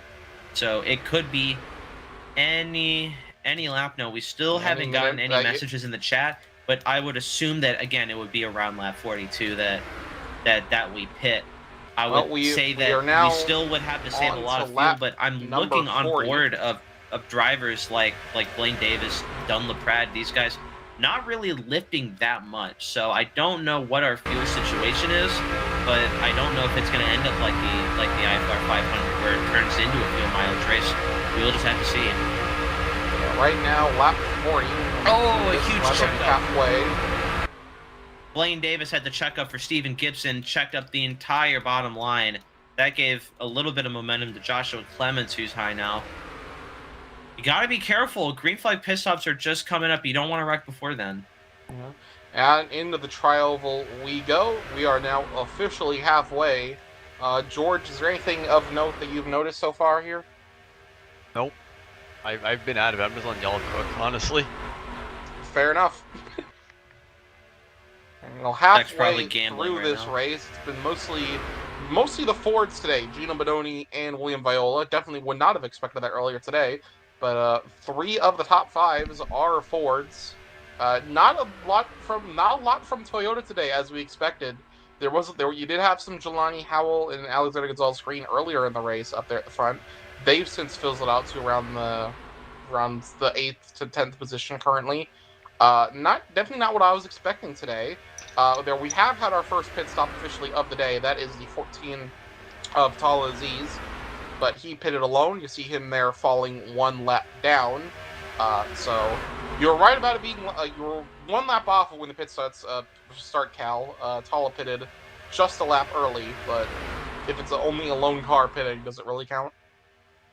Well, like I said, I feel like Talha might have had some kind of issue.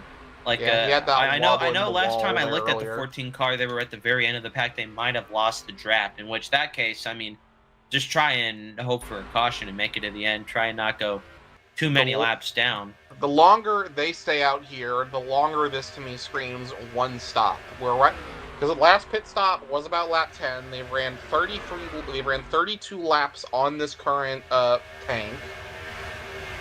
Depending on how much longer they stay out, they might be able to about equalize it here. So this could be kind of similar to the IFAR 250 in that it was a fuel mileage race, because these guys are trying to make this only a one-stop race to the end. As Gonzalez gives us the halfway mark, I saw in the chat just maybe about 3 laps ago, the 77 said he had about 8 laps left of fuel, so we may still be a little bit away from pit stops. I would say maybe we're past the point where I thought they were going to pit, but I'm not really sure when they're going to pit. We're keeping our eyes peeled on the chat for you to see when these guys are going to come down pit road. But so far, everybody's pretty well behaved. We are seeing a lot of people spread out. That tells me that we're either trying to be conservative, just trying not to crash, or we're saving a little bit of fuel. Because, you know, even though we still have to pit again, if you save more fuel than your competitors, that means that's less fuel for your gas man to put in, meaning a shorter pit time, also meaning that you can gain track position. And track position at this point is incredibly valuable. I mean, we've seen Viola, Benoni, Gonzalez, Davis, and LaPrade up front all race long. That's because they've been able to start up front and stay up front. It's going to be really hard for these guys near the back. And like there's Jameson, the first Estes. call. Kyle Watts, he's made the call. He says he's coming in this time. Here we go. Viola, one of the leaders. Dun LaPrade. Everybody's coming down pit road this time. So here we go. This is what we were waiting on. And it's going to kick off this time, this lap. How many of them are going to come in? How many want to stay out an extra couple laps? I would say everybody. To the outside. Stephen Gibson is in. Tingley. That's everybody. Here we go. We have 10 cars coming down pit road right now. This is the most important part of the race right here. Benoni, he's going to lead an extra lap. He's going to stay Kyle out Watts stays out. Looks like Kyle Watts bluffed, but Joshua Clements, his teammate, did not. William Viola is going to lead us down to pit road. The pits this time by good stop entry there for the 51 of Stephen Gibson. I would assume that this lap, maybe these guys are going to try and come down pit road. My assumption is that they just want a little bit more fuel for this last run. Maybe they don't want to save as much. I personally think that might be a good call for these guys. Even though they may lose a little bit of track position, everybody might have to save a lot of fuel, or maybe they can't make it. That run was exactly 35 laps on that tank. It is 35 laps to go. Comes in really hot. Watts is speeding on pit road right there. Kyle Watts blew pit road. Watts is blown. That's definitely going to be a speeding penalty for him. For the 21. That's a tough break. He's been up front all race long. We have Landon Lyle in. The 06 is in. Jameson, Winston Wolf, AJ Rodriguez. A lot of contenders.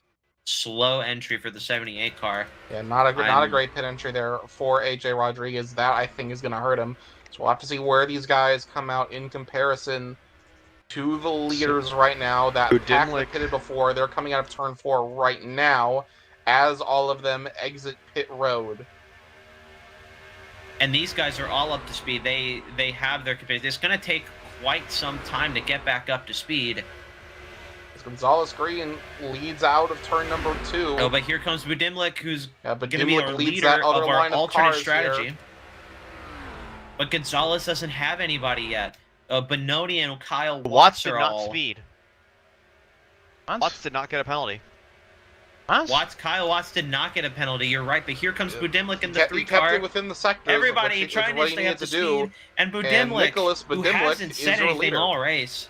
We haven't talked about the 3 car all race long. And to the lead, Nicholas Budimlik goes. That's for Dale. On a Toyota of all things. Nicholas Budimlik hasn't won since season 13 Pocono. Is trying to get his first win of season 14 here at Daytona. And to the lead he goes here. Arthur Xavier, not a good stop. He is all alone. TalhaDevYT's had that issues from before. Liam Tingley has lost the pack. Everyone else kind of split into 2.5 packs, I'd say. You have the lead pack, of course, a few guys kind of stuck in between, like Blaine Davis, Ruby Estes, and then Cam Jam there into turn 3 from 15th. He's leading that second pack, which contains Winston Wolf, AJ Rodriguez, Victor Delgado III, and Daniel Rodriguez. The field, mostly still in one piece, kind of got split into a little bit. I have a feeling Davis and Estes might get dragged back into that second pack there. But for the most part, everyone still together here, and it is Nicholas Budimlik in that number 3 Toyota, your leader here at Daytona. Now, he's right now has the opportunity to get his first win of the season. He did come close earlier in the year at Auto Club, finished second after attempting to, I believe he was attempting to wreck Benoni for that win. He did wreck him, just didn't get the position. Benoni still came home with the race win. But now here he is, coming to lap number 50. With a little bit of lap traffic, only 2 cars, they should just stay up on the top and be just fine. Right now, leading at Daytona, trying to get that first win of Season 14. Same case for Dunlop in second, and I'm pretty sure all of these guys right now, the first car to actually have a win this season, is right now running P7, Gino Benoni. Does Dunlop not want to race this winless season? I don't think so. Let's see. That's very un-Dunlop-like. Gotta say, as TalhaDevYT goes 1 lap down. Very important to note because we've seen them lap Talha before, but Talha pit as they lapped him, and now Talha goes back 1 lap down. Talha was on the lead lap for that moment. It's going to be really he's going to be racing here. that The 14 and the there 77, on his outside for that free that's pass. Going to be the pass for the. Oh man, Blaine Davis. We were bragging on him, putting himself in position, but it looks like he didn't get a great pit stop and he's lost the main draft. That's very unfortunate, but looks like obviously the big winner there was Budimlik, who we haven't talked about all race long, but I would also want to give a shout out to Joshua Lithuanian, who has been up front near the top 10 as Gino Benoni goes under the line. A bad push from Landon Lyle, but they save it. But Lithuanian has put himself in P3, which I would say is a very good position to win. Because I would say if you're in a part of the top 5, if we keep training, I would say that is the cutoff for drivers who are eligible to win this race, unless something crazy happens, like a last lap crash, which is very likely, honestly. Yeah, as you see the field here, they're going to put Liam Tingley 1 lap down. It is still Budimlik here up at the front. I'm curious how he got up here, because he's been mid to the back of the pack all day long, yet he finds himself leading here after the green flag cycles. Did he only take 2 tires? Did he take less fuel? Anything that, like, I'm wondering what play he made there to get himself in that position, but nonetheless. Yes, you're right. Budimlik took 2 tires. He took 2 tires on that stop. Everybody else took 4 tires. Yeah, so unless he was one of the cars that took tires on that first caution, assuming we don't see pit road for the rest of the day, I think they have enough fuel to make it to the end. Those 2 tires on the left side of his car are going to be absolutely screaming by the end of tonight. So down the back straightaway we go on lap 53 of 80 here. We're going to go through the field here a little bit. We're kind of at the quiet portion, so we'll take a look at our top 10. Right now, all the way back in 10th place, Steven Gibson. He's had a pretty quiet afternoon, all things considered, but that number 51 Toyota, he manages to hang on to that top 10 spot for a while. Someone who hasn't had a very quiet afternoon, to say the least, is that 9th place car of Kyle Watts. He's definitely been one of the more aggressive cars in that pack today, and he is showing that much right now.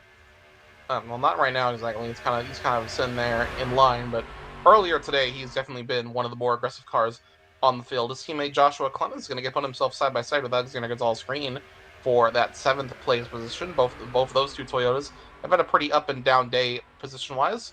Surprisingly, in your top 5, Jelani Howell, I would have expected a lot more terrorism out of the 19. That might be my personal bias, but they've had a pretty quiet afternoon, all things considered. In fact, they haven't even been the worst pusher today in terms of incident. Benoni almost had something. One of the guys to beat today, in my opinion, William Viola. They're 4th in line. They've been up there leading a lot of laps today. Not the most. I think that goes to Benoni. But that 27 been very quick all day long. Right now in a good position for the second half of this race. Rounding out your top 3 now, Joshua Luazen. Right now in 3rd. We haven't seen a lot out of that 54 SCR Chevrolet today, but a good pit strategy by that SCR team puts them right in a pretty good spot here in the top 3. Their teammate Dunlaprade up ahead in 2nd. They've been up here at the front all day long. Not much complaints out of that 74 car today. I'm pretty sure they've been liking how this race is going. And of course, we've already talked about him plenty. Your race leader, Nicholas Bedimlik, spent the first half of the race towards the back, had a good pit strategy call, only taking 2 tires instead of 4, unlike everyone else. Puts him out here in the lead at Daytona International Speedway. And look at this, the front pack is starting to get racy. Joshua Clements and Kyle Watts, teammates, working at tie side. Dunlaprade's going to go with them, and he's going to take the lead away. Almost no momentum on that bottom line compared to the top. But Dimlik, we just talked about how he was leading the race. He's falling all the way down to 5th, just from that outside line getting a run. All of them sort themselves back in the middle. Your new race leader is the 74 of Dunlaprade, with both Diesel Motorsports cars right behind him. A lot of people not really happy about what just happened. Talha is in the chat. Caution's Yeah, out. we are under Caution's out. caution. We got a looks car like up something and over happened. here We on got the 2 front. cars upside goodness. down. AJ Estes Rodriguez and and Ruby Rodriguez. Estes flipped down the front straight. A big accident there for those two, both of them on their roofs. AJ crosses the tri-oval into the grass area. Ruby Oh Estes my goodness. keeps it going, but 2 Synchronized cars flipping. up and over here. So, any crew chief right now that has your strategy book open, throw that in the garbage can. None of this I'm hearing matters a anymore. lot of noise coming out of Winston. Oh no. My gosh. Oh, no. Estes got bumper grabbed by Daniel Rodriguez. I think Winston just saw his life flash before his eyes. Yeah, that was a close incident there for him. Ristis gets bumper grab. Both of them go up and over, tumbling down the front straightaway. Good job by everyone else avoiding that. I think the 09 of Winston got a piece of the wall there, but aside from that, they are all good.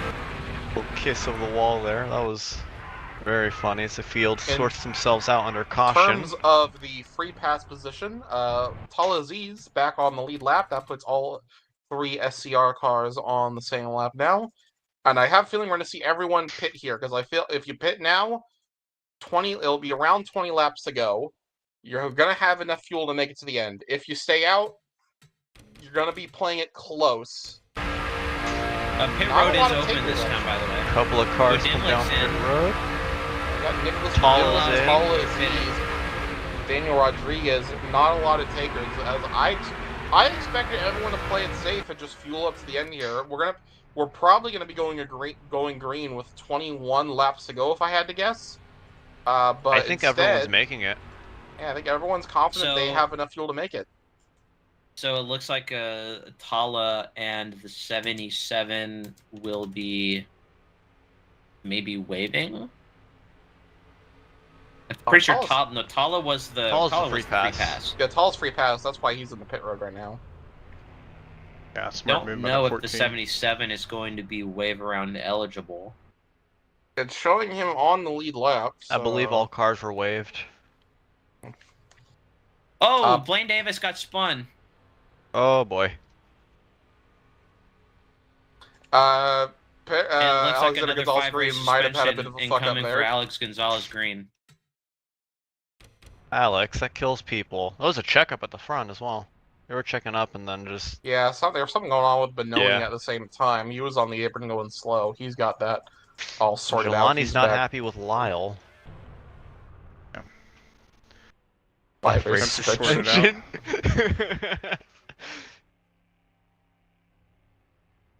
So, unless we're close on fuel, which I think this caution is going to help a lot of them get to the end just fine. Pretty much no more pit strategy here to the end. It's just these are where it's going to be the most aggressive. They all think they can make it. I don't think anyone's really concerned about fuel at the moment. Otherwise, they all would have come in this time. This is just going to be a lot of aggressive racing to the end. Ooh, look at the 06 on the front row. On the high side. Of course, a lot of people wanted to choose the bottom line, but I like this gamble from the 06 car. Hasn't really had a top 5 track position all race long. Yeah, I would say this is a really good chance to insert themselves for a lot of into those this guys battle stuck for the towards the back, like your Winston Wolf or everything. This is the caution that you needed. But we're all doubled up now. I think we're going to go green this time. Are we going to go green this time? Are we? Alex? Got a lot of cars waiting. No. Nope, we're going to be going one more time around. Restart has been waived because not everybody has caught back up. We saw cars on the back straight away. Is trying to get back up. So we're going to be going green this time by. It'll be 21 laps to go. I don't think anyone has any concerns about fuel right now. So it's going to be you're going to see a lot of aggressive moves. I feel like having both of those DMS cars there, second and third on the inside on this restart, that's going to play into it. You got both of the Fords right behind them. Those two Fords have been the fastest cars of the night. Steven Gibson, we haven't talked to him about a lot. He's going to be third on the outside line. That should be interesting to note as well. But I think right now, if you're Dunlop, you're feeling pretty good about where you're in. You've been a top 3 car all weekend long. You're currently sitting here on the race lead for this restart. Dunlop I talked to Joshua Clements under yellow. He said that everybody should be good under fuel and that the 3 actually underfueled the car a little bit to try and get that track position. He was hoping for a yellow, which he did get. Yeah, so got that everybody is good on gas. This is now a sprint to the race.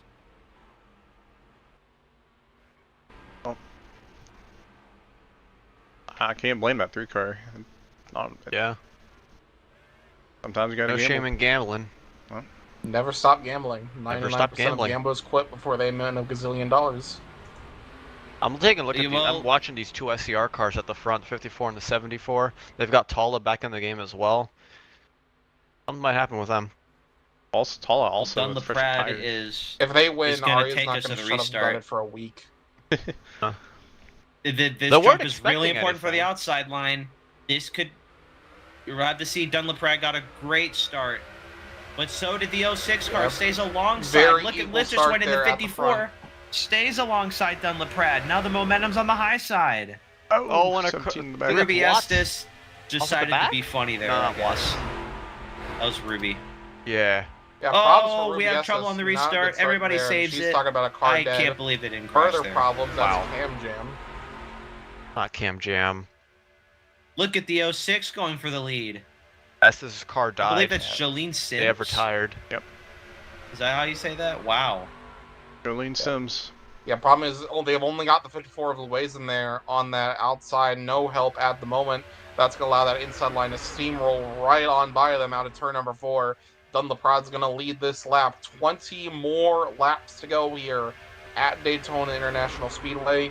And while it's LaPrade leading, he's got both Diesel Motorsports cars right behind him of Joshua Clements and Kyle Watts. Not the combo you want to have. Those 2 guys definitely can work their way around here. Oh, Steven Gibson's flagging really bad. Whoa. Okay, that was really scary, but Ruby Estes has retired from this race after their flip decided that they had enough engine damage, is what I heard, and they're no longer participating in this race as Dunlap leads us. Gino Bononi has now jumped up to the first car on the high side. The restart, really, everybody went down to the bottom line, but the top line has formed once again, and they're starting to make some hay. Now everybody's going to be pushing 100%, guys. It's going to be really everyone's interesting to see reformed back up. They're all back in be. one big group here. Now, and again, assuming if they all think they're good on fuel, we heard that from Clements, who sits in second right now. They all think they're good on fuel. They don't got to worry about saving. They're going to try and get themselves into a position that they think is going to win them the race. Some guys are going to want to wait till the very last moment. Others are going to say, I want to get to that front right now where I feel the safest. And right now, I think a lot of those guys on the top, they want to try and get this little side-by-side action going on here. But that inside line right now, they're holding a pretty good buffer zone in that category, with Dunlap leading that group right now. Gino Bononi, it's first car on the top side. He's currently side-by-side with the 81 of Landon Lyle. He is currently 5th in line. As we come into turn number 1 here, those laps are going to count down a lot quicker than you think. It's going to feel like a long time for a lot of these drivers, but before you know it, we're coming to the very end of this here. And even Arthur Xavier is at a really rough day, all things considered. He's keeping up with the lead pack, even though he's got no help behind him. And I mentioned this earlier in Practice Duel, how the usual suspects always end up at the front. Look at this. Dunlap, Joshua Clements, and Kyle Watts, your top 3. Oh, I would say, as we have a crash. William Viola, 2 cars upside down. Let's just wins upside down. William Viola's upside down. Caution flag is out, and miraculously, the flip count for tonight goes up to 4. And even then, only 2 cars involved in that accident. Everyone else does a good job avoiding. The big one continues to elude us here tonight. God damn it, I'm going to lose my house. Yeah, William... It was looking like a great race for the 27th William Viola, but unfortunately, they end up explain this to my wife?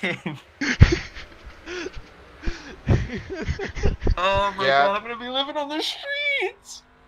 Jolene Sims got loose in 4, toggled out the track a little bit, and the 27 bumper grabbed her, sent him around. Nothing that the 54 of Luazen could have done. Very close call by TalhaDevYT. He had to go all the way down to the inside there, following his former teammate Victor Delgado III to get around that one. But despite all that, only 2 cars involved in that incident. And as Budimlik wisely said in chat, I have my flaps off. Mama ain't raised a quitter. I was gonna say, do we know if I don't know roof what the hell flaps that are legally means, but acquired in IFAR? Because wow. If I had a nickel for every time we had a synchronized flipped on the front straight at Daytona, I'd have 2 nickels. Isn't a lot, but it's weird that it's happened twice. Pits are open. I wouldn't suspect anybody. I got a random DM from Arya saying for commentary, 06 is with the SCR. So that's cool. I will not remember that for the end of this race. Not with SCR anymore. Talha's in the junior team now. I am a part owner of SCR, and yeah. Well, until Arya shows up can you give me a contract? Is officially that 4th SCR car, so I'm gonna fucking write that out of canon until she shows up. God, I really don't like it when people fake pit road. They almost crash literally every single time. The main SCR team. Sims comes down pit road, you can see the damage there to the left, not to the left, to the right side of her car from that Reich in 4. Definitely caved in there, and not a great pit entry for her either. So it was looking good for Jolene Sims, but unfortunately, a little bad luck has thrown her out of potential race win contention. Same for Luazen. AJ Rodriguez, he's had a rough day, all things considered. William Viola, that car doesn't look, even though they took a bit of a tumble there, that car does look in pretty good condition. I don't see much damage on that 27 Ford Mustang. They might still be in this one. We'll have to see how it goes for them.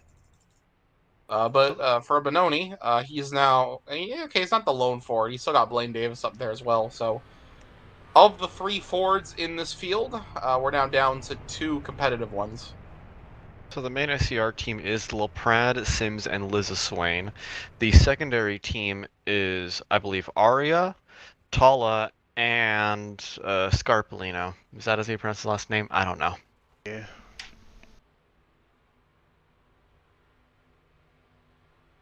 And no, I can't get you a seat on the team. I run the setup course aside of it.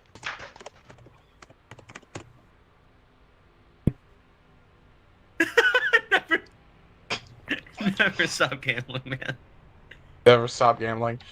Alright, look, for any of the children watching from home, alright, that birthday money you get, alright, all you gotta do, alright, you don't want to work at McDonald's, I got you, alright? Go to casino, alright? If it doesn't work, sell everything you have and go to casino. If that doesn't work, sell your family to human traffickers and go to casino. If that doesn't work, just go to casino, alright? 99% of gamblers quit before they win a gazillion dollars, alright? Put it all on green. Alright, guys, we're on quiet zone. We need to shut the fuck up and chat. That was funny. Okay, so Jelani Howell and Dunn LaPrade are on the front row. Dunn is the control car. This hasn't really gone well for anybody on the high side. Ari's telling me let's go gambling in my DMs now. She's like, yeah, the 54's got no damage. Let's go gambling. This has been an unhinged commentary booth since the evil wizard pace car, so I'm just gonna roll with it. Yeah. Dunn LaPrade got a really good jump on Jelani Howell, but I would still say that Howell was in a better spot than they were. I would say Jelani probably has one of the better pushers as Daniel Rodriguez. Wobble there by Landon Lyle. That could have been a big incident there, but Benoni saw that coming backed out just at the right time, so we are all good on that front. More laps, guys. Come on. Those laps are counting down. They got to start making some moves here. Already, you see Jelani I'm losing Howell. My shit right now. It's all Toyotas up there on almost that top got destroyed line. by Clements there. I don't know if anybody saw that. Green, Daniel Rodriguez, Nicholas Biblick, Winston Wolf. It's an all Toyota top row right now, and they're trying to take that lead away. Down a little bit. Into turn number 1 we go. Still all side by side right now, except for the leader of Dunn LaPrade. Jelani Howell, I'm always scared of them being the pusher. Being pushed right now, I think Jelani Howell might actually have an opportunity to make something happen here. We'll have to see what moves that 19 Aaron's Dream Machine can do. But with both Diesel Motorsports cars there on that bottom, those two teammates are going to make it really hard for him to get anything out of it. You see Alexander Gonzalez-Greene trying to give that 19 every ounce of push he can down the back straightaway. Can't make it work. Out of turn number 4 we go. Not much changes up here at the front. I think right now both lanes are kind of stalled out for the moment. We'll have to wait until one of them starts to get a major momentum boost here. But right now, I don't think the top lane has anything. They've been sliding back a couple cars. Now they're right by Steven Gibson and Landon Lyle. And then the bottom lane is right where you want to be, which is where Dunn LaPrade is. I think at this point we're going to start riding until the very end of the race. There's not a lot that you can really do to make moves, since this is pretty much a one-groove racetrack at the moment. I mean, laps are ticking away. You got to make a move sooner rather than later here. Every lap, it's one lap closer to that checkered flag here where we are right now. So for a lot of these guys, go time is coming sooner rather than later. When they cross the line here right now, it's going to be 12 laps. A huge move from Gino Benoni. Wow, that was actually crazy. He went up maybe 3 lanes to go up to the high side. I do like that move. Looks like Landon Lyle's going to get shuffled up to the high side. And look at this, right as people started to count him out, Blaine Davis is back up to the front of this race. He's into the top 5. You see right there, that's actually created a bit of a gap there between Blaine Davis and everyone else. The top 5 are all on their own to the rest of the pack right now. That could present itself with a bit of a problem for that inside line if that top side can take advantage of that gap and get a run going here. But as I say that, Daniel Rodriguez pokes out of line a little bit, so that might not be the case. I think I saw the 09 gap piece of the wall there. They didn't lose any momentum out of that, so we stay gambling, no problem. And look, here's someone that we haven't talked about since the very start of this race. The 13 car of Cameron Jamison is the last car on the bottom lane. He's put himself in a pretty good position to get a great finish here. As look at how stacked up the high side is. They are pushing each other. Yeah, they're giving like it's the last lap of the race. Right now. And look at the run that Landon Lyle gets. And giving it everything they got right now just to get maybe 1 or 2 cars in there. But you saw Blaine Davis back up to where the 13 of Cameron Jamison is. That's creating yet another gap. That's going to hurt that inside line a little bit more if they can't link up into a full line here. And the more they do that, the more that allows that top line to get a momentum boost here. 10 more laps to go. That clock is ticking away.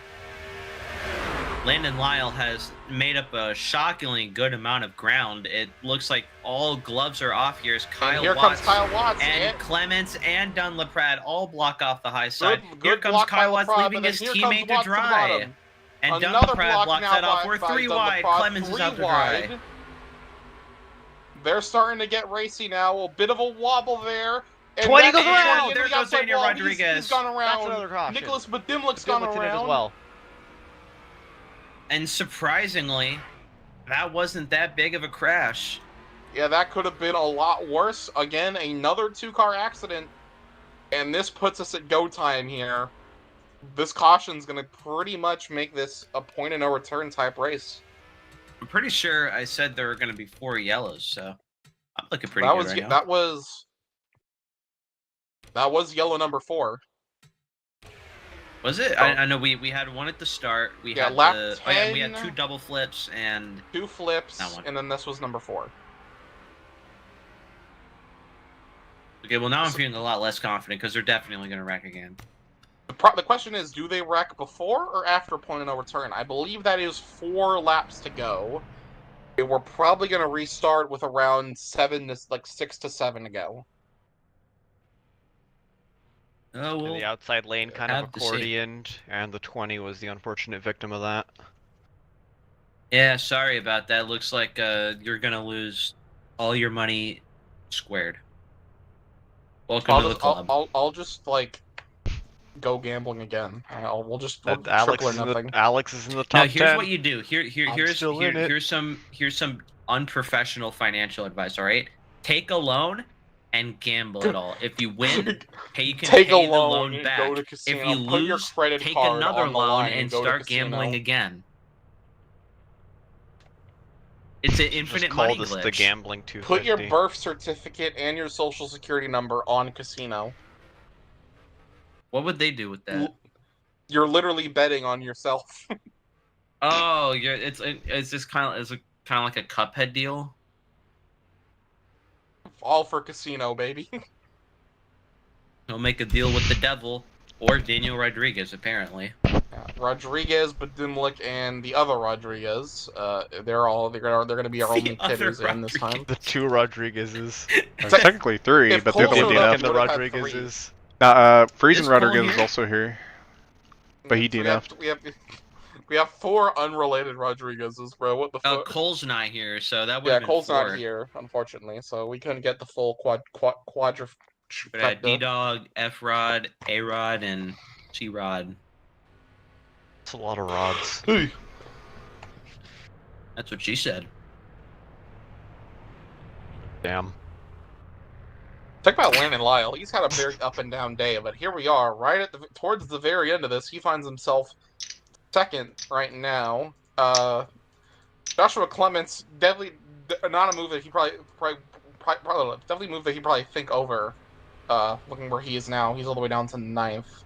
But no need to start pretty much dominating the first half of this race. He's really struggled to break that top 5 right now. He is currently in that 5th position. Watts right now, I think, is the driver I'm most afraid of.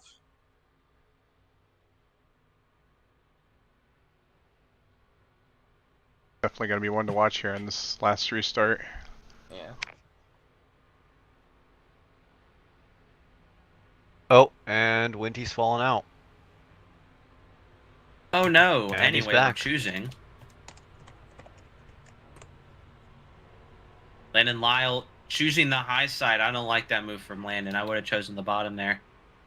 I think he just signed his own death warrant. And look at that, Jelani Howell gains another 5 rows because it's Jelani Howell. So yeah, point of no return is 4 laps to go. So the completion of lap 76 on lap 77.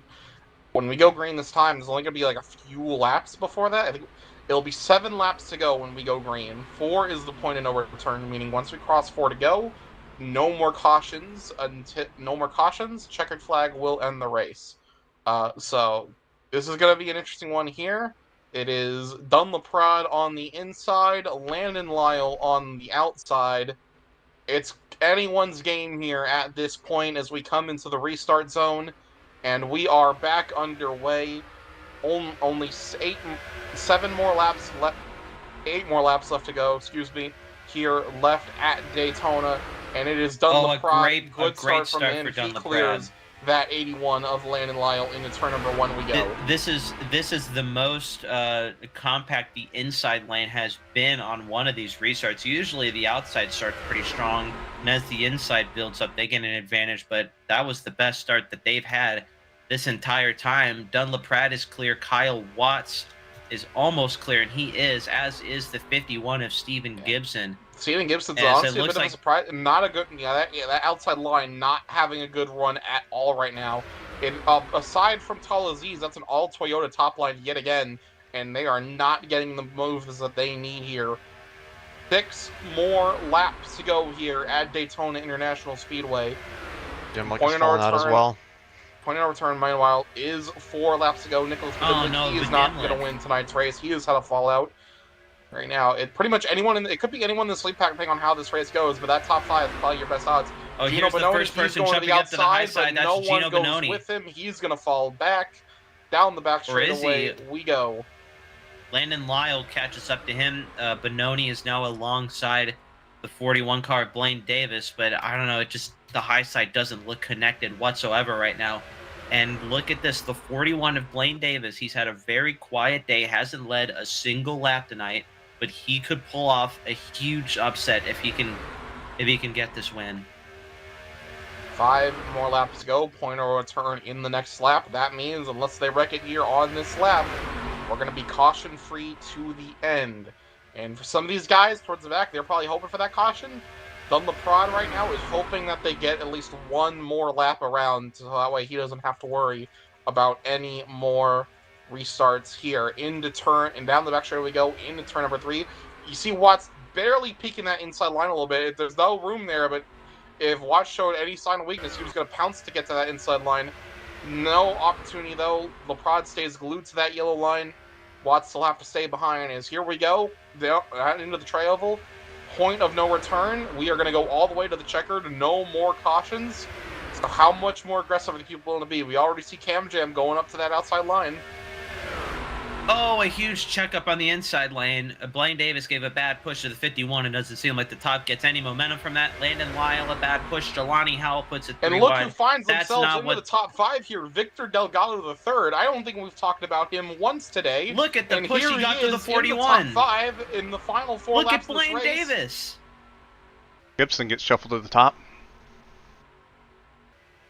What an upset this would be if Blaine Davis can get this win. They have a lap traffic in the way. That Nicholas Badimlik here. Apron. 3 laps to go. Dunlap-Prod is still in the lead.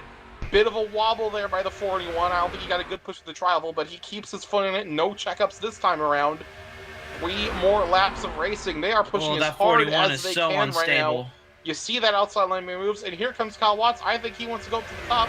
LaPrad's going to block that move. Watts actually gets in the wall a little bit here, but he keeps that foot in it. Dives to the inside now. Dicey! Got the move. He's gonna have to oh my goodness! Gibson saves it. Watts to the inside with Blaine Davis in the 41 car on the inside. Oh, big slide. That's Landon Lyle in the wall at the back of Stay Green. No problems there. And Kyle Watts is going to lead us, coming to 2 laps to go. Kyle Watts in the lead, Blaine Davis second, Dunlap-Prod third. It could be anyone's race here at the very end. We see Victor Delgado third in line. Keep an eye out on the lone dodge. Oh my goodness, Blaine Davis. Be able to do. In the turns 1 and 2 we go, side by side by side. Guys, Davis is all over the track right now. Victor Delgado III is pushing that 41 car with everything he's got. I think Davis isn't that great of a pusher. Watts almost wrecks everybody. They all save it somehow. They're 3 wide, 3 by 3, almost 4 wide. Watts is going to lead us at the back. This is a crazy race to the finish. Dunlap-Prod, Steven Gibson on the high side. Kyle Watts on the bottom is the preferred line. And there goes Davis. Everybody's out. Kyle Watts is going to win this race. White flag. No caution, but I don't think they're going to catch it. We're racing it to the end. And it's gonna be Kyle Watts pretty much. I don't think Luazen can make anything happen here. Liam Tickling in third. Where did he come from?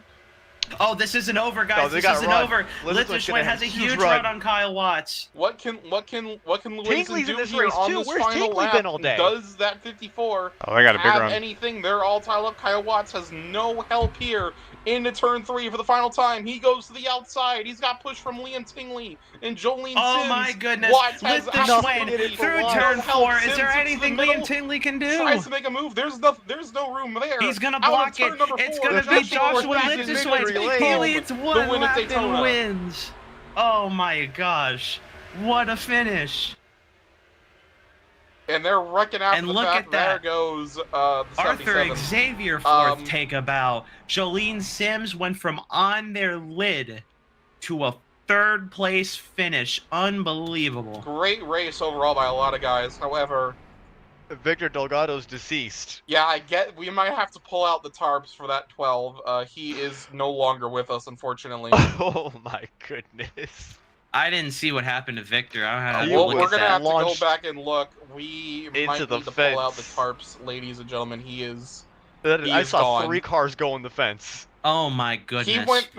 Victor went over the fence. He didn't just go into the fence. He went over. Oh we my have god, lost it's some the fans IFAR in the disaster. stands. Oh Well. my goodness. You're talking about the That SCR might glazing. be- that might be the worst IFAR accident we have ever seen. And even then, we didn't stop the race. What happened coming to the white flag, it was Blaine Davis trying to make a move, got his bumper grabbed off the 21, slides him up into the 74, and just nowhere anyone could have gone. Victor Delgado gets thrown up into the catch fence, goes over, he goes into the stands. Meanwhile, several cars going up and over. Blaine Davis goes onto his lid and Jameson slides rolls down over. the trioval. A massive wreck to end this race. And in the end, it's the 54 of Joshua Luazen comes home with the win for the Is that his 54 first SCR win? team. Oh no, it is definitely not his first win. He's won multiple times before. First win of the season. First win of the season for sure. Not Yeah. his first career win. I said first win of the season, didn't I? No, I just didn't know. I'm not familiar with my IFAR lore. Fair enough. Wow. What a hell of a race that was. I'm gonna go take a look back at that wreck before we do interviews. Oh my gosh. Yeah, that was a hell of an accident there by the 12 of Victor Delgado. Plane went high. So, and it was- oh Yeah, my- rest in peace to our favorite Peruvian driver. The My year gosh. 2000 something to 2025. Gosh. Gone 2002, and I forgotten, believe. unfortunately. I'm about to get that from Pit Railing Cam. That is nuts. The SRA will not be able to financially recover from this disaster. We're never Oh gonna my recover gosh, from man! this. He went into the crowd. You know, if there's anybody you don't want to go into the crowd, it's definitely at Daytona. Although, actually the stands might be empty because the evil wizard put us here, so probably Yeah, nobody was in I was attendance. very so last minute. I don't think we have much attendees. so tonight, but, I don't I think don't know, man. He didn't get all the way to the stands. He did go over the fence, but he didn't get into the stands. Can we himself, agree to so not that interview could have been a Arya? Potential, that could have been a potential. I Le Mans don't. Did disaster. Arya have a? Did Arya finish the race? She wasn't in the race at all. She's She's in the the waiting team room. owner, so obviously she's got to show up. Like I we said can interview before- Kyle. He'd be finished We'll interview second. Kyle. I'm gonna look at the wreck. a Fuck little you, bit more. Arya. Yeah, but a hell of a race-ending crash there. Dunlop Prod, But Watts is Blaine gone. Oh, he Davis, lost Stephen it. Gibson, See, Victor this is why Delgado you guys, third, you guys Cameron are Jameson, slow. Jelani Howell, Gino Bononi, Landon Lyle. It's just everyone, everywhere. And Victor Delgado he's fucking dead, bro. There's no other way to say it. He's dead. Just straight up. We're not gone, gonna get brother. any interviews because you guys suck at moving people. Womp womp. Well, they didn't give us the password is a problem. here, I was looking at the replays. Dang, give me a minute. Let's bring We in. lost Kyle Watts, although we can get. Oh, Victor showed up. Let's go. I'm pretty sure Watts got dragged in because of wants to beat the shit out of him. Well, Watts was in the waiting room. And then he Watts left left on the his team own. suite. He probably changed his mind or something. I guess yeah, we'll go bring in Delgado and yeah. User was moved to your channel. We're so we're here in the Hey, Victor. infield care center with Victor Delgado III. How the Looks fuck are like you you alive? ended up in the grandstands. Are you okay? Physically, yes. Mentally, no. How did it feel crushing hundreds of fans to death? Whether they like it or not, they probably deserved it. And besides from the 300 people that were probably murdered, it did seem like you had a really fast car. You were there at the end. You saw Blaine Davis might have gotten loose or something. What was your take on what happened? He got bumper grabbed off the 21. If there is one thing I had to think about during those final laps, it was either drive through him or suffer the consequences of letting Blaine Davis of all people win an IFAR race. Yeah, we were losing our minds when he got up to second. Overall, Well, you it definitely looks like a potential. a stop was definitely put to that. Glad to hear that you are at least physically okay. Unfortunate for the 500 people who are not. Do you guys have any questions? That death counter has gone Yeah, up you looked like you a were lot. a very quiet day for you until the end there, into a top 5. You think you could have gone back and do anything else to try and secure a better position, or is this just the result of super speedway racing? Based off what Donna was venting about, the middle line just did not work at all. Even with more cars on the inside, it was just impossible to even get even with the inside. So there's nothing really much I could have done different. All right, well, that's Well- Victor Delgado III. Glad to hear that you're alive somehow. Well, let's see. Bring in next. User disconnected from your channel. Watts is here. Bring in Watts, and Kyle then we'll Watts is back. Yeah, bring in Watts, alright. they'll just probably bring in the whole SCR camp, and they can do their whole thing. Buddy was moved to your channel. So, Kyle Watts, a very interesting race for you today. How many people want to beat the shit out of you right now? Didn't make many friends, but I mean, I don't think I caused the wreck though. I think Blaine just bumper grabbed me in the right rear, which kind of sucks because we were both gonna get really good finishes, but I don't know.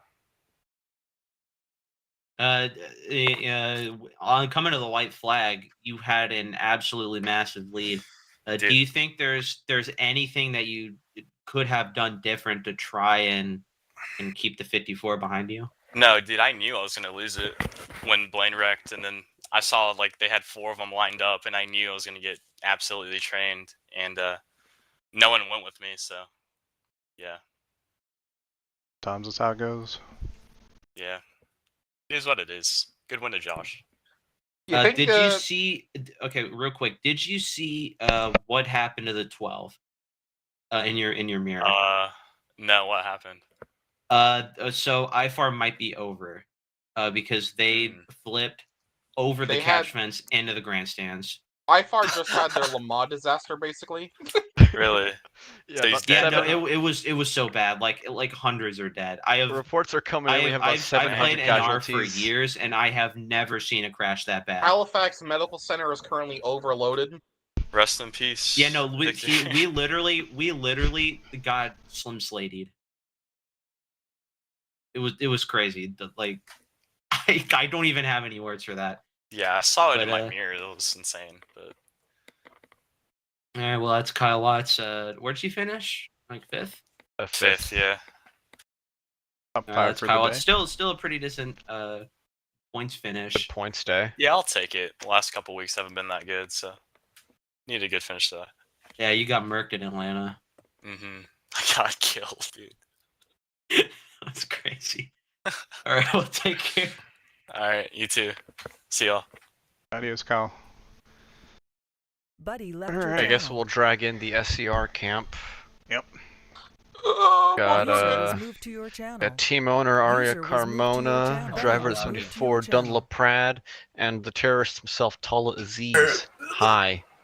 Tyler didn't really do anything. They just kind of existed. I know, but he's a terrorist. But we were dogging on you the entire race. We want you to know that. What did I do? No, hold on. For the record, I didn't say shit. It was these two. I didn't say shit. I was quiet the whole damn time. No, he was the loudest one out of all of us. He was like, man, Tala, Aziz, Shouldn't be the even have judge of an that. IFAR license. This is why TalhaDevYT got demoted. I still got top 10. I still got top 10 after being bumped, or not bumped, being corner bump drafted by someone who thought being corner bump drafted was a good You idea. could think, Fuck you. You think Blaine Oh Davis yeah, for that one? so you Victor did end up Delgado's getting sacrifice. a good finish. We'll start with Tala, who was finished in the top 10. You had a really rough day. You were a lap down at one point, got the lucky dog. How did you end up, scrounging up a good finish there? First on the last restart, I tried to take the gamble of okay, the last time around, you can gain a lot of spots on the top line, and the top line was holding well for that bit. So I went there, and I realized afterward it wasn't worth the gamble. So I went back down, and I kind of just kept trying to just get as much drops as I can, and then kind of just stay as close as I can to the car in front of me, and just kind of keep the bottom lines of momentum going, and not make sure there's not any gaps between us, because that's kind of what kills the lines. I noticed with the top line. The top line had a big gap between one part of the top line and another one, and that kind of killed it. So I'm just trying to make sure I don't kill the bottom line. And then I noticed a lot of erratic driving at the front, so I was kind of just mentally prepared for one they'll wreck, and I say that paid off well. I was actually kind of scared that I was gonna take out the 77 when I was merging back up, but I couldn't really do much. So on one end, I'm probably thinking so much what if I didn't get corner bump draft. On the other end, it really didn't affect my race too much, and I'm glad I was able to rebound this time and not go I was 3-4 laps down like I did earlier this year. So I'll take the comeback and fastest lap and fuck you, duel. Breaking news: Jesse Love got disqualified. It is officially a Sammy Smith win. Damn. Boo. Oh. Sigh. I'd rather talk about Victor going into the crowd. So yeah, Victor died. Yeah, that was. I don't know why people were blaming Dun, Victor for that. Did you see what happened there? All I saw was when I was in the air, the only thing I saw was the ground, and that was it. And yeah, try to I mean, luckily that I did not get a whole lot of damage from that. I knew that once I was blowing over, I knew that it was going to be a bumpy ride, and I probably won't be able to make it back the next time around, in one piece. But we got some damage, but fortunately, I was able to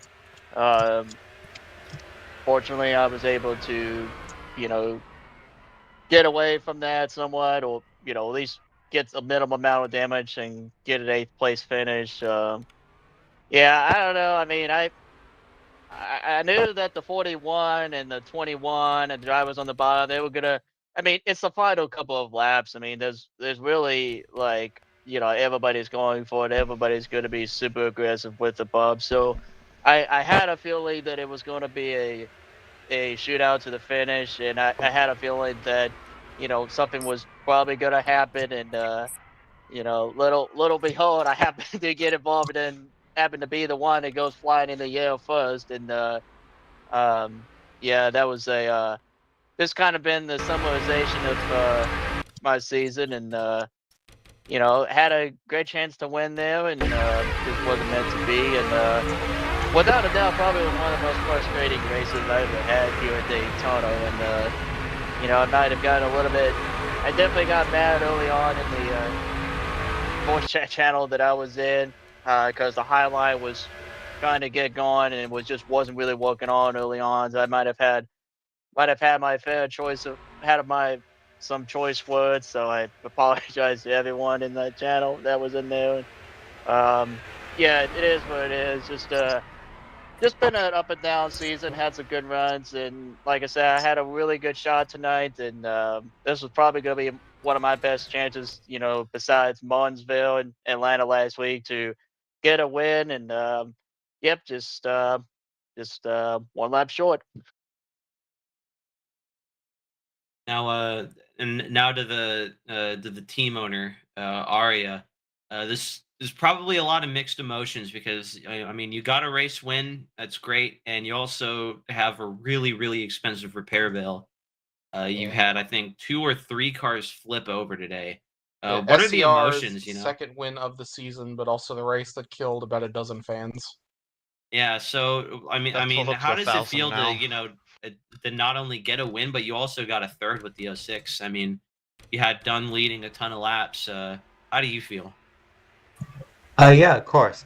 I mean, it's a lot of emotions to take into it, a lot of craziness that happened at the end of the race. I mean, to start off, I mean, wow, what a result by Joshua. I think that was an insane recovery to go from flipping to winning the race. I think that is something that is iconic in my books, but just the resilience and really just that whole run sequence towards the end, with Liam and Jolene, all of them hooked up.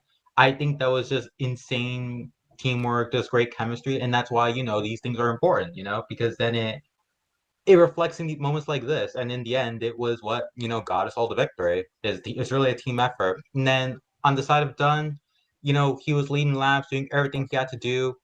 He was running a great race, got up there late. Unfortunately, there was the accident that obviously took him out of contention for the victory, but he was able to secure points regardless in the 8th position, finishing ahead of championship rivals. So in the big picture, it's a really strong result. And obviously you have to give kudos to Jolene as well. I mean, for a debut race, being on the podium, giving SCR its first double podium in many years, I think that's also very, incredible and something to be celebrated. It goes to show their ability and talent as a driver. Talha, of course, the P7 with the fastest lap. I think bouncing back after, being moved out of the works team, I think that's definitely a great recovery and great bounce back. And overall, I mean, I'm just so proud of this team. Like, absolutely iconic because in either scenario, we were up there fighting for the victory. We were all working together. They were all working together, rather. And, I'm just so proud of them. This is what we've all been working towards. And, I'm sure it'll reflect greatly in the championship. So I'm just very proud. We got Josh in the waiting room. Let's move him in too. All right. There you go. User was moved to your channel. And we have the winner here, Josh. I mean, it seemed like the seas parted for you to try and get this win. What were you feeling on the last lap when everybody crashed and you got through and you saw Kyle Watts up there? Well, the first thing I saw was Kyle Watts up there, and then I looked in my mirror. And as soon as I saw Liam Tingley behind me, I knew I had this race in the bag. Off of 2, I just held my brake a little bit, and the assist of the century by Liam Tingley, my brother in arms. Seriously. I mean, you had definitely a very eventful day. It seemed like you would put yourself in a great spot after the green flag pit cycle ended up in, I believe, 3rd on the bottom line. I mean, it was a roller coaster of a day for you. I mean, did you even think that, past the halfway point, when all those cautions started happening, that you even had a shot to win? Well, I certainly didn't think that when all 4 of my tires were up in the air. But I ended up coming back down on those same 4 tires. So luckily, I didn't get any damage. So I think that really saved me. But no, after that, I really didn't think I'd be coming back there from, I think I was last in the grid. Yeah, and I've asked literally everybody, did you see the Victor Delgado kill 300 people? Not with my eyes, but I could believe it. I can report it now. Currently, the entire level 1 grandstands area is currently just all flashing red and white lights of medical services right now. I send my thoughts and prayers. We have at least this is kind of like a Michael right Waltrip now, deal, where it's like we have a feel-good winner and the people are dead. But yeah, no, it was a great win for. They'll walk it off as if Victor Delgado's entire car hits them directly in the cranium. Yeah, I mean, for that. Look. I'm sorry. Look. The Daytona medical team is great. They'll get them fixed up. Absolutely. If 2 of our drivers slipped and came for points, I think they can recover from their injuries and get back to their working. Look, personally, if I took a car to the cranium, I would just walk that shit off. Exactly. Okay, nothing to Die, me, man. simple as that. And I out think of it's supposed curiosity, to. we saw a lot of clamoring in the text chat about people like baby raging in the voice chat. Do you guys know what happened there? Because we don't. It wasn't me, I promise. Because I heard Dunn admitted that he got a little angry about people, but I saw especially Jelani telling people to stop yapping in I the voice genuinely chat. wouldn't know. I went to a different voice chat after someone played a really loud noise and broke my eardrums, so... I mean, that's IFAR for you. Speaking in general, I wouldn't be surprised if people were complaining about the checking up. It was getting bad on the bottom. Yeah, no, I was not excited to hear we're going back to Daytona. I would have preferred going to Atlanta, even if I never driven that one, because it was so hard to like pass between that and checking up and everything. You know, And well, one more question for the road, and we'll let you guys go. What are your guys' running theory on what was going on with the pace car? We're thinking it was an evil wizard that transported everybody to Daytona. I'm thinking it was secret what do you guys SpaceX think? technology development. Yeah, someone said that they thought it was the Chinese car that IShowSpeed got in the other day. Chinese spy balloon. Maybe the government was spending $12 billion to send Katy Perry to space in that pace car. Maybe that's what they were doing. I think they accidentally filled the tires with antimatter. 1984. I honestly found it. I honestly couldn't believe that he didn't even try editing the I. When I saw the Loki, when I saw that the concrete grip was at 2, I was like, I couldn't believe what I was watching. This is why you do testing. This is why you do testing. Yep. I don't know what he expected. The SRA cannot do any more testing because our main guy in charge of testing just got killed at Daytona International Speedway. Unfortunately, we well, I don't care because you didn't invite me. We have. What do you mean I didn't invite you? You click a button to get the testing roll. You just... There's a polls channel, Kill. You might want to click thumbs up to get invited. Okay, well that's not either here or there. We're talking about EO. So as is a button. Look, great result. Just blame Duel. It's all Duel's fault. Fuck you. This is all Duel's fault. See this. Talha makes me a racist individual because of shit like this. All right. Holy shit! You can't say that. Mate, we're still on broadcast. I have said, you guys are alive. Yep, we are alive. Duel, you're talking to everyone, buddy. I have advocated for domestic terrorism. Don't think I'll do it on live. And then you guys bullied me for being a Larson fan. Yes, absolutely. In a video game. I would rather bomb the Oklahoma City Federal Building than be a Kyle Not Larson again. fan, all right? On the 30-year anniversary. Oh, wait, is this 30 years ago today! I would rather make Timothy McVeigh look like a joke than be a fan of Kyle Larson.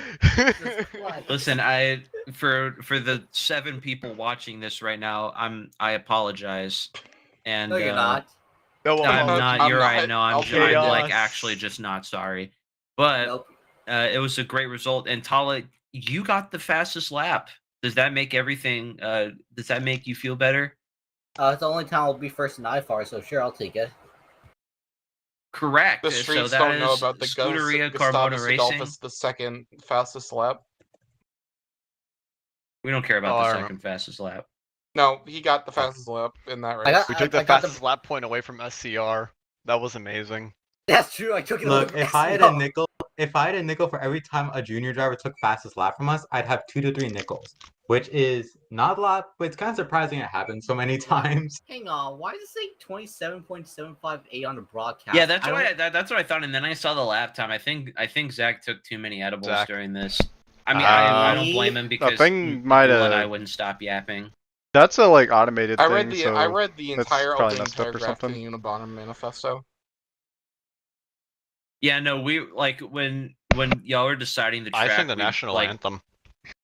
You sung the national anthem. I called my friend's cell phone to try and give us some insight as to why the pace car did that. Oh and, my god. And, Do we know this, people friend? People were just like, I don't think we do. Blaring shit, so I don't think anybody heard it. No. It Yeah, was really no. funny. No, Most no of one heard Siri- a thing. Yeah. Look, most look, that 20 minutes lines up perfectly with everything else on Zak's channel, alright?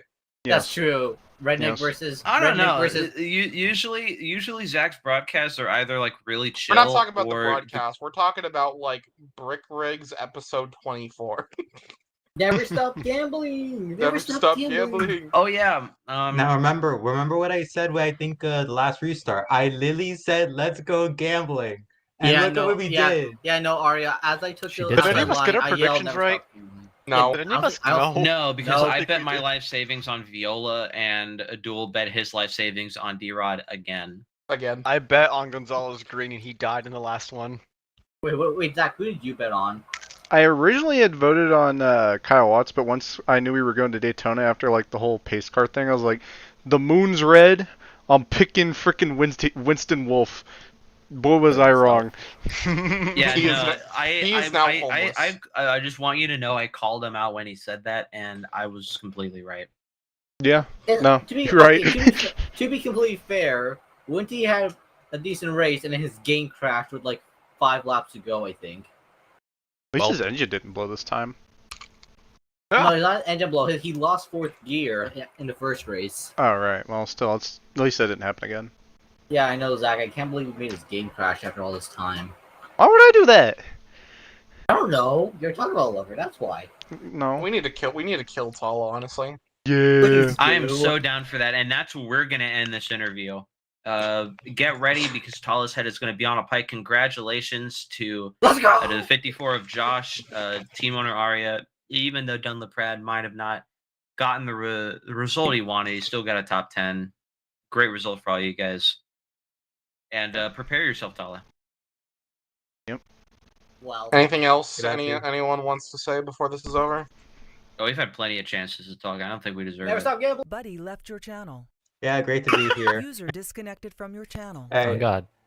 I'd like to say before the broadcast gets cut off, Taco Bell, they User don't put disconnected poison from in your it. channel. They don't put poison in Taco Bell. They don't put poison in it. Go eat Taco Bell. They don't put poison in it. They don't put. Yeah, no. That you're is going... all for tonight. IFAR season 14 Daytona 250 squared. See you guys next week for Coda. That's gonna be fun. Do not look Bye. at the Arby's. Do not look in the Arby's dumpster. I'm Bye. at 123 Go. Menorah Lane, Northwest Wisconsin. Wisconsin. Follow me, Arya.Club. Bye. Yeah. Alright. I'm probably going to say that through the User left flying your pace channel. cars, the flying User Victor disconnected Delgado, from your and the friggin' memorial, or the 30th anniversary of the attacks on the Merle building, today has been interesting to say the least.